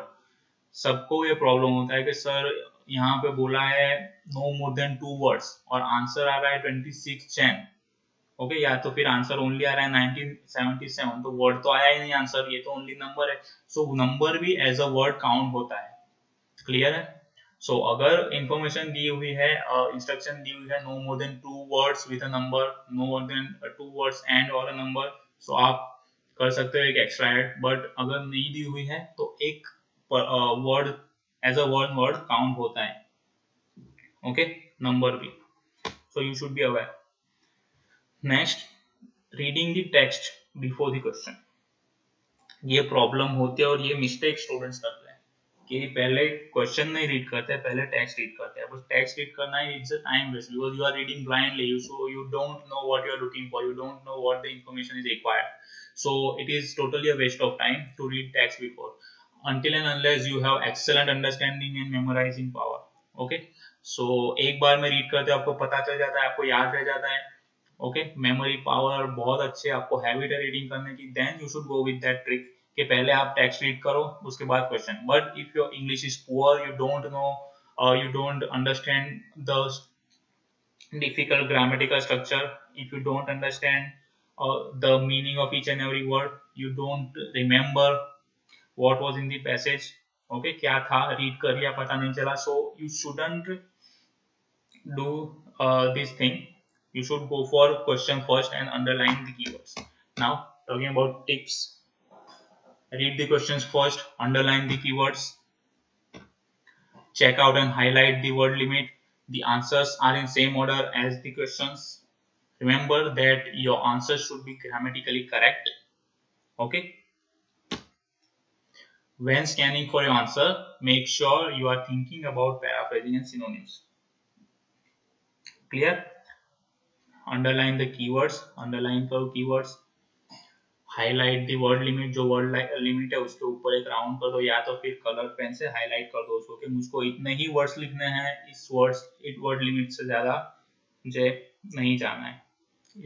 Okay, उसके बाद same order में answers होते हैं, तो फिर first answer आपको मिल गया तो ऑब्वियसली उसका आंसर उसके बाद मिलेगा, पीछे मिलेगा, so it would be much easier for you.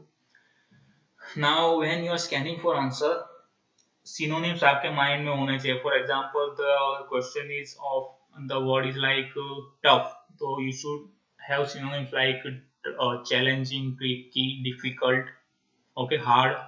So tough है तो उसके सिनोनिम्स ये सब है, तो ये सब सिनोनिम्स आपके माइंड में होने चाहिए। Yes, last line, remember where before what. Where, what do I mean by where? Location, कि आपको पहले लोकेशन ढूंढनी है उसकी, उसके बाद आपको पर्टिकुलर आंसर ढूंढना है। सो डायरेक्टली पर्टिकुलर आंसर ढूंढने लग जाओगे तो डिफिकल्ट होगा। सो इससे पहले अच्छा है कि आप लोकेशन पहले ढूंढ लो और फिर पर्टिकुलर आंसर के ऊपर जाओ। ओके, इसका एग्जांपल आई डोंट थिंक की जरूरत है, फिर भी देख लेते हैं, चलो। Here, okay, so one advantage for birds flying at night is that, क्या है? birds flying at night, advantage, advantage की बात की हुई है, किसके एडवांटेज की? जो बर्ड्स रात को फ्लाई करते हैं उनकी। They can avoid contact with, वो कांटेक्ट अवॉइड कर सकते हैं किसके साथ? जो रात को फ्लाई करता है बर्ड्स, वो किसके साथ कांटेक्ट अवॉइड कर सकते हैं? सो ऐसी इंफॉर्मेशन बर्ड्स की फ्लाइंग की कहां पर है? Let's C.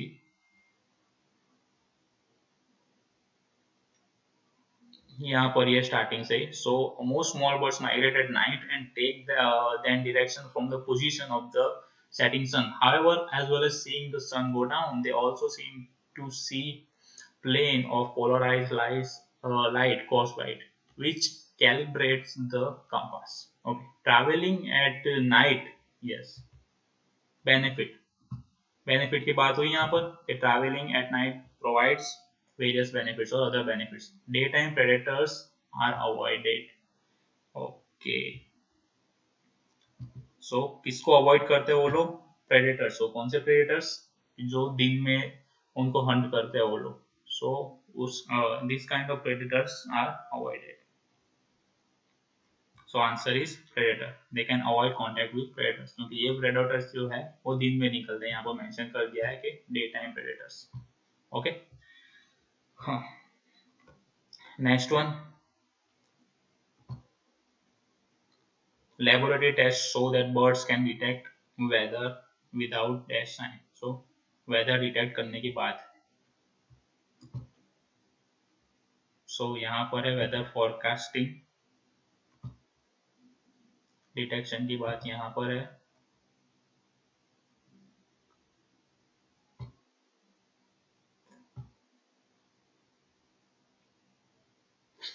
Okay, find out the answer.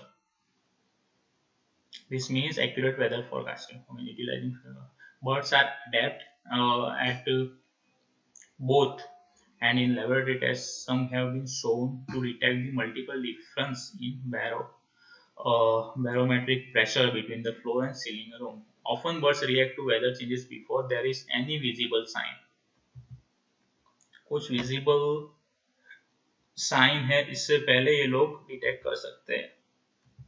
So before there is any, so visible sign नहीं है, फिर भी नहीं मतलब without, so without visible signs, answer is visible. Much easier. Okay, summary completion. This one is also form of blanks. Okay, you will be given a summary of information. Conclusion होगा, पूरे 2-3 paragraph एक paragraph में summarise कर दिए गए होंगे और उनको आपको रीड करना है. You will either be given a list of words to fill the gaps with or asked to find the answers. Okay, in the text. दो टाइप की समरीज होती है कि वर्ड्स दिए गए होते हैं, पहला कि ये सारे वर्ड्स है, so choose the correct word from this list of words. Okay, so 5 blanks है तो 10 वर्ड्स दिए होंगे, तो उसमें से कोई आपको फाइंड करना है. दूसरा क्वेश्चन टाइप समरी में वर्ड्स नहीं दिए, आपको सिंपली फाइंड करना है अंदर पैसेज में से. Okay, your job is to insert some of the words from the list into the gaps, or if asked to fill the gaps with words from the text. Okay, there will be more words, yes, obviously. Common problems, synonyms. First thing कि word जो दिए होते हैं वो synonyms होता है, सो पता नहीं चलता, स्टूडेंट्स को डिफिकल्टीज होती है कि यार ये सब तो सिनोनिम्स है, पता ही नहीं चल रहा कि कौन सा आंसर कहाँ आएगा. तो you should have knowledge about synonyms, about vocabs and all. Trying to fully understand every part of the question consumes more time. Okay, यहाँ पर हमको each and every word, each and every sentence नहीं read करना है, क्योंकि हमको quickly scheme करना है पर्टिकुलर इंफॉर्मेशन फाइंड करने के लिए, क्योंकि समरी के अंदर 3 पैराग्राफ की इंफॉर्मेशन दे दी गई होगी एक छोटे से पैराग्राफ में. सो 2-3 लाइन के बाद आपको एक वर्ड दिखेगा सिमिलर. ओके, सो एक वर्ड सिमिलर होगा लेकिन मीनिंग 2-3 लाइन का एक में इन लोगों ने कंक्लूड कर दिया होगा. सो let's C, summary looks like this here. Okay, so ये दो पैसेजेस है, फुल पैसेजेस, इनको समराइज कर दिया इतने छोटे एक पैसेज में. ओके, सो पहली 2-3 लाइन यहां तक का मीनिंग इन्होंने यहां तक ही बता दिया है एक सेंटेंस में ही. सो each and every word if you are trying to match, then it will be much difficult for you. Okay, you won't be finding any particular words or similar sentences तो आपको मिलेंगे ही नहीं समरी. सो meaning understand करना है कि ये 2-3 line में क्या कहना चाह रहे हैं, यहाँ पर क्या वर्ड आ सकता है. ओके, डायरेक्ट सेंटेंस नहीं मिलेगा, आपको मीनिंग अंडरस्टैंड करके वो वर्ड आपको रखना है अंदर. See, not being aware of synonyms and paraphrasing, ignoring correct use of grammar. Yes, so grammar की बात है. सो यहाँ पर ऐसा कोई आंसर आएगा, यहाँ पर कोई भी ब्लैंक में, अगर आप आंसर रखते हो उसके बाद एक बार ब्लैंक रीड कर लो. ठीक है, सो रीड करने से क्या होगा, इफ आपको लगता है कि ग्रामेटिकली करेक्ट है ये blank, then your answer is correct. But if you think that यार कुछ जम नहीं रहा है, ये सेंटेंस सही नहीं लग रहा है, बट आंसर तो यहीं से मिला है, सो आंसर आपका गलत ही होगा, क्योंकि ग्रामेटिकली ऑलवेज करेक्ट होते हैं आंसर, समरी में भी ब्लैंक्स में भी. ओके, सो ये चीज आपको एक ध्यान में रखनी है. Okay, copying words from the text instead of using synonyms और पैराफ्रेज. ओके, यहाँ से आप डायरेक्टली कॉपी करने जाते हो word to word, sentence to sentence. Same thing क्या, prior to 19th century professional dash did not exist. तो ऐसा सेंटेंस तो हमको मिलेगा ही नहीं अंदर. क्यों नहीं मिलेगा? They are testing your understanding skills, they are looking for you to understand the statements and whether you are able to find out the main ideas of the passage or not. Okay, tips, try to predict the answers. Okay, यहाँ पर है, let's see, prior to the 19th century professional dash did not exist. So professional workers, professional explorers, professional scientist, professional whatever researchers did not exist, ऐसा कुछ answer आ सकता है, possibility है। आपको आप गैस करोगे तो इस तरह गैस करोगे कि ऐसा कुछ आंसर आएगा। Answer would B whether it would B word, adverb, noun, whatever. Okay, adjective answer का फॉर्म क्या होगा, ईडी वाला होगा, आईएनजी वाला होगा। सो ये सब आपको पहले प्रिडिक्ट करना है ग्रामेटिकली, उसके बाद आपको करेक्ट आंसर मिलेगा।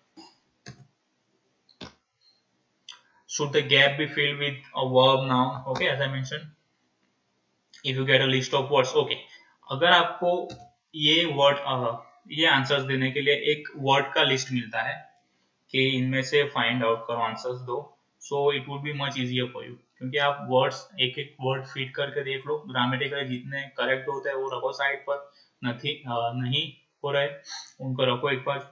Okay, look for synonyms and paraphrases in the text rather than words that match directly, and identify the part, which summarizes this information, के कौन से दो पैराग्राफ या तीन पैराग्राफ या कौन सा एरिया की समरी ली है। ओके, समटाइम्स पूरे पैसेज की ली हुई होती है, सो वो ज्यादा डिफिकल्ट है। सो पर्टिकुलरली आपको फर्स्ट क्वेश्चन फाइंड करना है, फर्स्ट आंसर मिलेगा, उसके बाद इजीली मिल जाएंगे दूसरे आंसर। लेट्स सी, एक दो क्वेश्चन सॉल्व करेंगे। Okay, you can take screenshot and you can solve by yourself. Okay, prior to the 19th century, 19th century के पहले की बात की है। सो फर्स्ट ऑफ ऑल हम ढूंढेंगे क्या, टाइम पीरियड, टाइम फ्रेम कहाँ दिखा है। सो यहाँ दिख रही है 17th सेंचुरी, तो 17th century obviously it is prior to 19th century. Okay, so during the specific revolution of the 17th century, scientists were largely men of private means who purchased their interests. Scientists वो private needs में believe करते थे in natural philosophy for their own defecation, खुद के काम के लिए ही सब काम करते थे साइंटिस्ट, मतलब पर्सनल काम के लिए ज्यादा थे वो।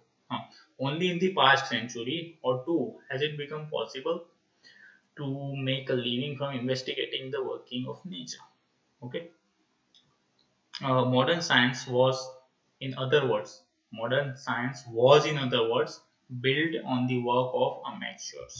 Okay, so amateurs के काम पे, amateurs के दम पे उन लोगों ने जो काम किया था, इसकी वजह से मॉडर्न साइंस अभी जिस जगह पर है वहां पर पहुंचा है। ओके, सो पहले क्या नहीं था, पहले अमेचोर्स ये लोग काम करते थे, मतलब कौन नहीं था, तो यहाँ पर मेंशन किया गया साइंटिस्ट ओनली पर्सनल काम के लिए थे। So answer would be here would be scientist. Okay, so एक सेंटेंस आप पर्टिकुलर एक रीड करने जाओगे आपको नहीं मिलेगा, कभी नहीं मिलेगा। क्यों नहीं मिलेगा, यहाँ पर मीनिंग टेस्ट हो रहा है आपका। Clear, so scientist. Okay, however while dash today is mostly the domain of professional, so किस फील्ड में कहां पर अभी सबसे प्रोफेशनल्स मोस्टली हो गए हैं, ये फाइंड करना है। टुडे, अभी की बात करें, टुडे यहाँ पर आ गया है। while today science is an increasingly specialized and compartmentalized subject, the domain of experts who know more and more. Okay, experts means professionals. Okay, so science is the domain of professionals. Clear, so answer will be science. Okay, so use these tips and tricks to find out the correct answer. Again summary में आपको similar exact matching sentence नहीं मिलेंगे कभी भी, meaning आपको understand करना है, then you have to write the answers. Okay, science is the answer for second. Short questions easy है, बहुत इजी है। ओके, ये आपने किया हुआ है कि एक पर्टिकुलर क्वेश्चन है, उसके नीचे जगह दी हुई है और वर्ड लिमिट दी हुई है, so you have to give answer in particular word limit के, no more than 2 words, no more than 3 words, तो वो वर्ड लिमिट आपको क्रॉस नहीं करनी है, सिंपल आंसर देना है, दैट्स इट। ओके, सब क्वेश्चन टाइप से इजी है, क्योंकि क्वेश्चन में नाउन या ऐसा कोई नाउन या नेम मैक्सिमम मेंशन किया होता है। फॉर एग्जांपल कि how many laptops did John purchase, okay, John ने कितने लैपटॉप्स परचेज किए, तो ये सब इंफॉर्मेशन अंदर पैसेज में जॉन और परचेजिंग, ये हमको मार्क करना है कि जॉन के परचेजिंग का की डिटेल कहाँ पर दी है और इजीली आंसर मिल जाएगा। ओके, इसमें कुछ ज़्यादा प्रॉब्लम होती नहीं है अगर आपके पास वो कैब है तो स्कीमिंग और स्कैनिंग की जगह पर आप अगर एवरी सिंगल वर्ड रीड करते हो तो प्रॉब्लम हो सकती है।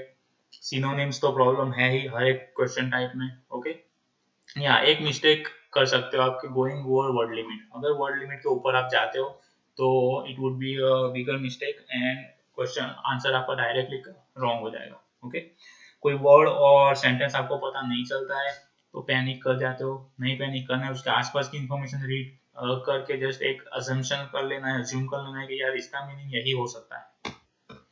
नेक्स्ट टिप्स,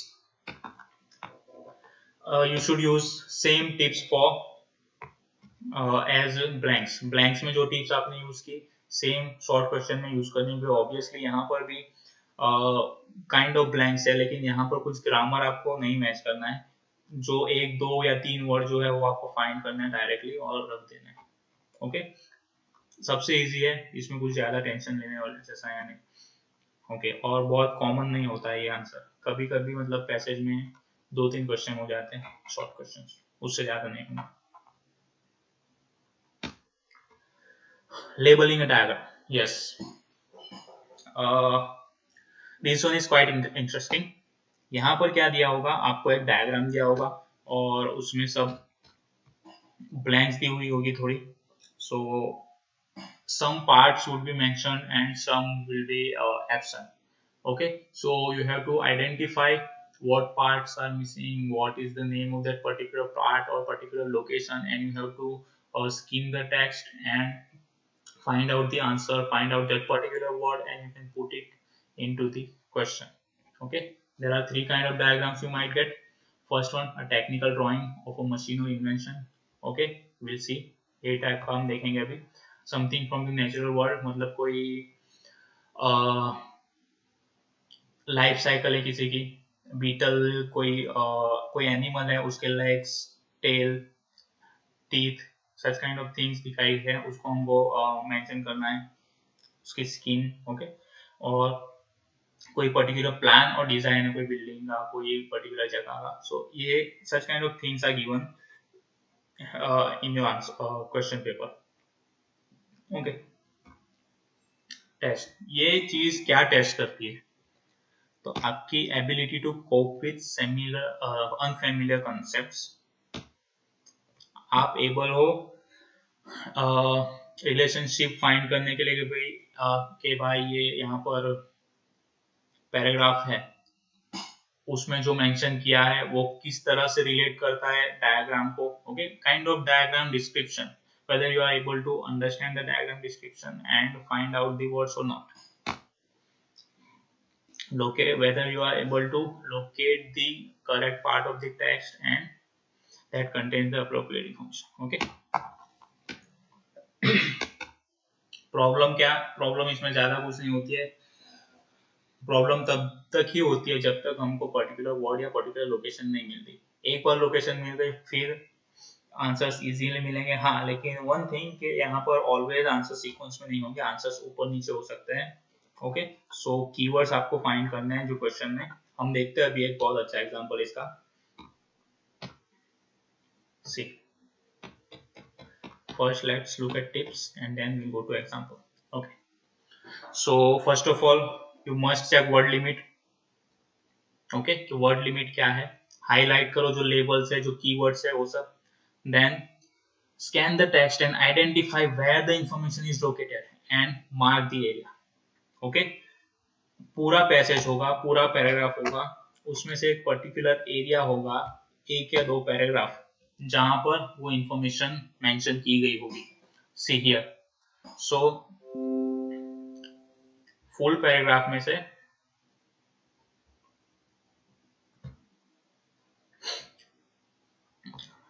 थोड़ी एक दो पैराग्राफ में ये इंफॉर्मेशन मेंशन की गई होगी।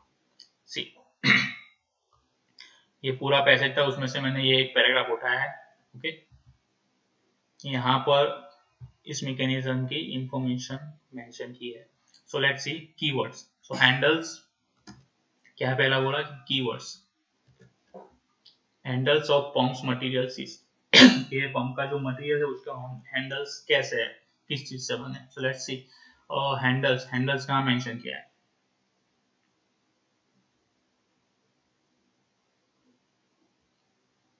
Find out, yes here. Okay, so the pump is operated by a person walking in place on a pair of cradles and two handle arms made of bamboo. Okay, so handle का material कौन सा है, bamboo. तो जो 7th number का question है उसमें आएगा bamboo. Now let's go to number 8। Two dash are made of plastics, दो कोई चीज है जो प्लास्टिक से बनी है। सो अब यहाँ पर कीवर्ड क्या है, plastic.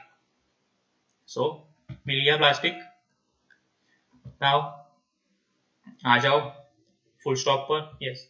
Each treadle pump has two cylinders which are made of plastics. So two बोला था, दो चीजें कुछ बनी हुई है, तो two cylinders made of plastics. Okay, ये वाला क्वेश्चन करने में आपको भी मजा आएगा, क्योंकि बहुत इजीली आंसर्स मिल जाते हैं हर एक क्वेश्चन टाइम में।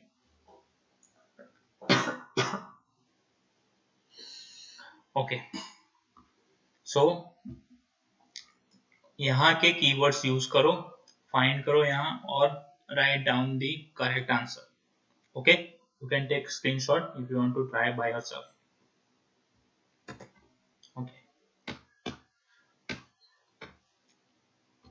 next and probably last question, table or flowchart completion and most easy, no sorry, इसके बाद भी एक बाकी है MCQs, most confusing one. Let's see, table and flowchart completion. This one is also a type of blanks, but the blanks are in form of table, the blanks are in form of flowchart, the blanks are in form sorry, the blanks are organized differently. So ये ध्यान रखना है। See, so for these questions you will be asked to complete gaps in table, you may also be asked to complete gaps in flowchart. Okay, sequence में होगा, so कोई tension लेने की जरूरत नहीं है। कोई भी एक आंसर मिल जाता है तो इसके ऊपर नीचे आपको उसके नीचे आपको दूसरे आंसर मिल जाएंगे, और अगर पिछला आंसर है तो उसके ऊपर होगा। सो इजी है। You have to complete the gaps using words or phrases, अंदर से लिखना है सब। ओके, कॉमन प्रॉब्लम्स, जो हम प्रॉब्लम्स फेस करते हैं ब्लैंक्स में, सेम प्रॉब्लम्स हमको यहाँ पे होगी, सिनोनिम्स और understanding different grammar structure. Okay, और वर्ड लिमिट में समटाइम्स प्रॉब्लम हो सकती है, आप हम अगर चले जाते हैं over the word limit. Tips, okay, read the table and understand what the table flowchart is about. This will help you predict the correct answer. Okay, heading दिया होगा टेबल का flowchart का, तो आपको लोकेशन फाइंड करने में बहुत easy होगा कि ये हेडिंग, ये चीज की बात पर्टिकुलरली की कहाँ गई है। Clear? So you have to find out, you have to read heading first, then note the heading and subheadings of the table so that you know. Heading होगा उसके साथ टेबल में तो सब हेडिंग भी होगा। अभी एक एग्जांपल हम देखते हैं, जिससे आपको इजीली मिल जाएगी इंफॉर्मेशन। सी, ओके, यहाँ पर सब हेडिंग्स है कि species, size, preferred climate, complementary species, और यहाँ पर French, Spanish, South African ball roller. Okay, so heading सब हेडिंग्स हमको फाइंड करना है और उससे इजीली आंसर मिल जाएगा। Answer will be in similar order as questions. Okay, scan the text to locate the relevant paragraphs. Okay, let's see. First of all हमको question read करना है, कभी पैराग्राफ रीड नहीं करना है।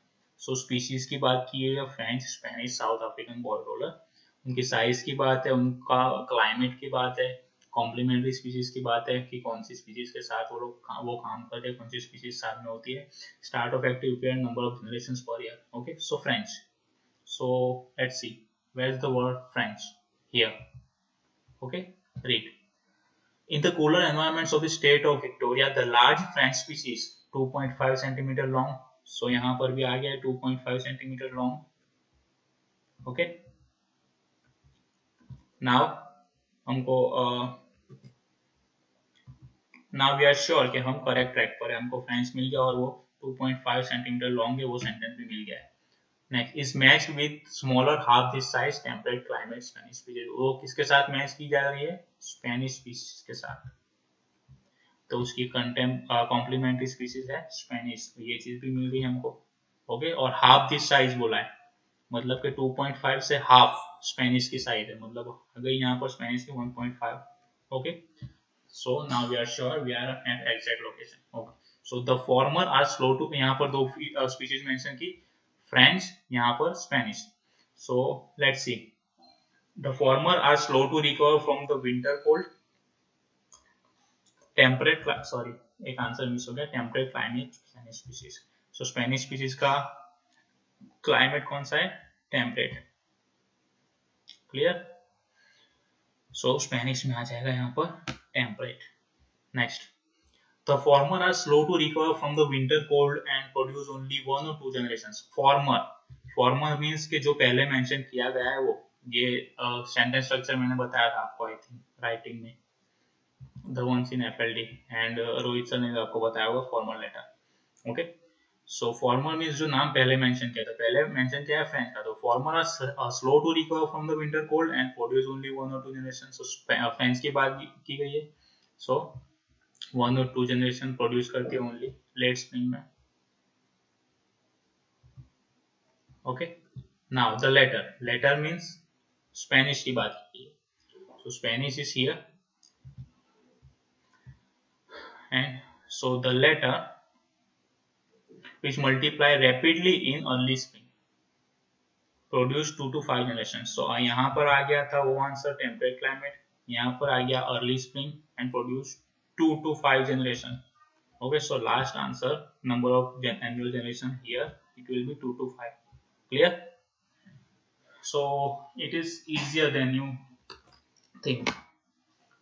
Next, final one, multiple choice questions. Okay, so you'll be given a question with multiple answers to choose from. Your job is to simply find out the correct answers, correct option. Okay, so it is one of the most confusing question type in listening as well as reading. Why confusing? Because they are giving the options in a similar way.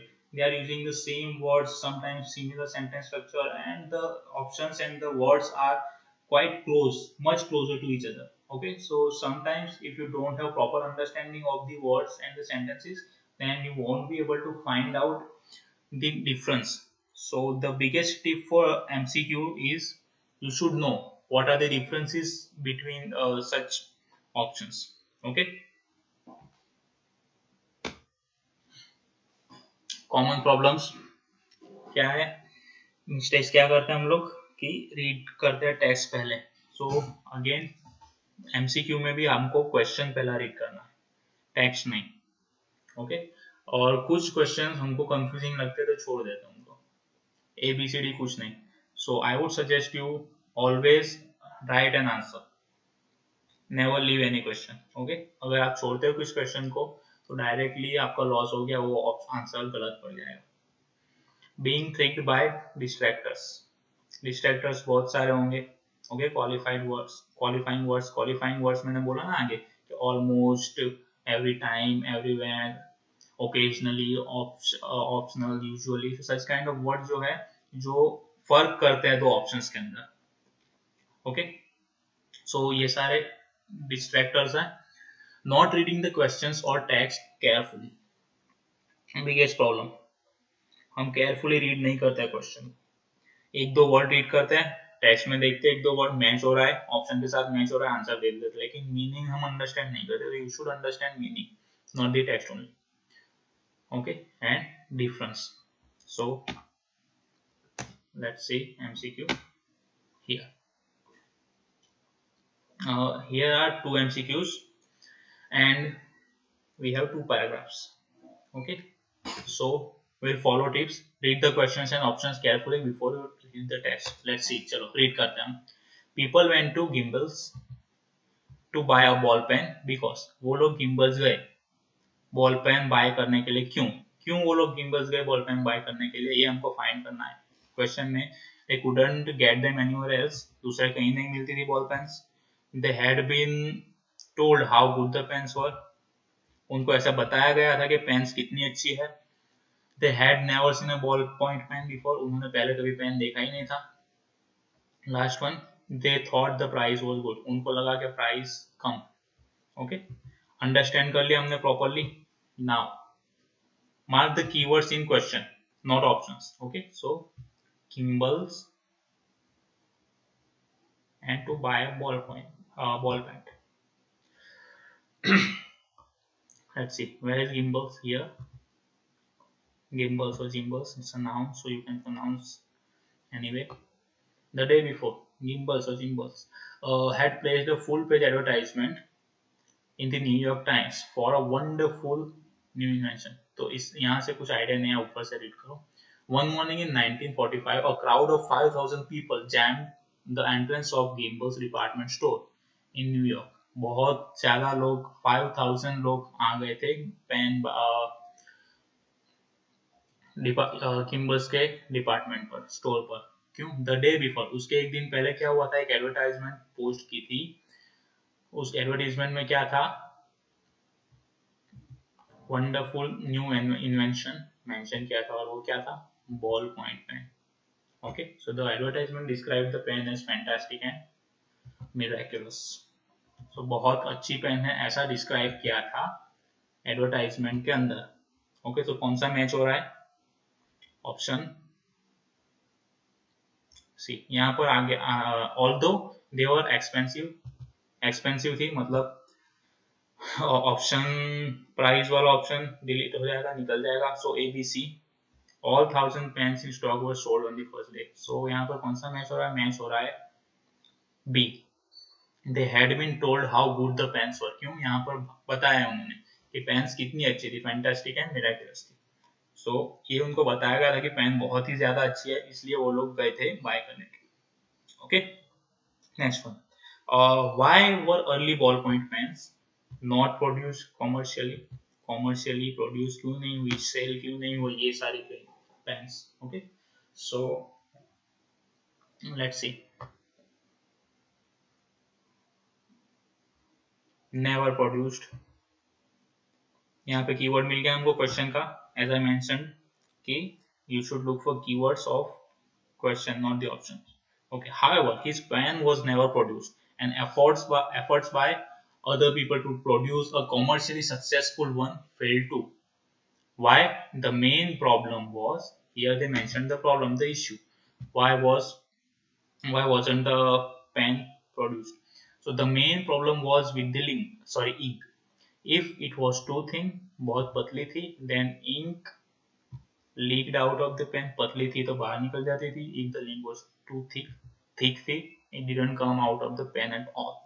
बहुत thick थी तो बाहर नहीं आती थी. तो ये सारी प्रॉब्लम्स होती थी.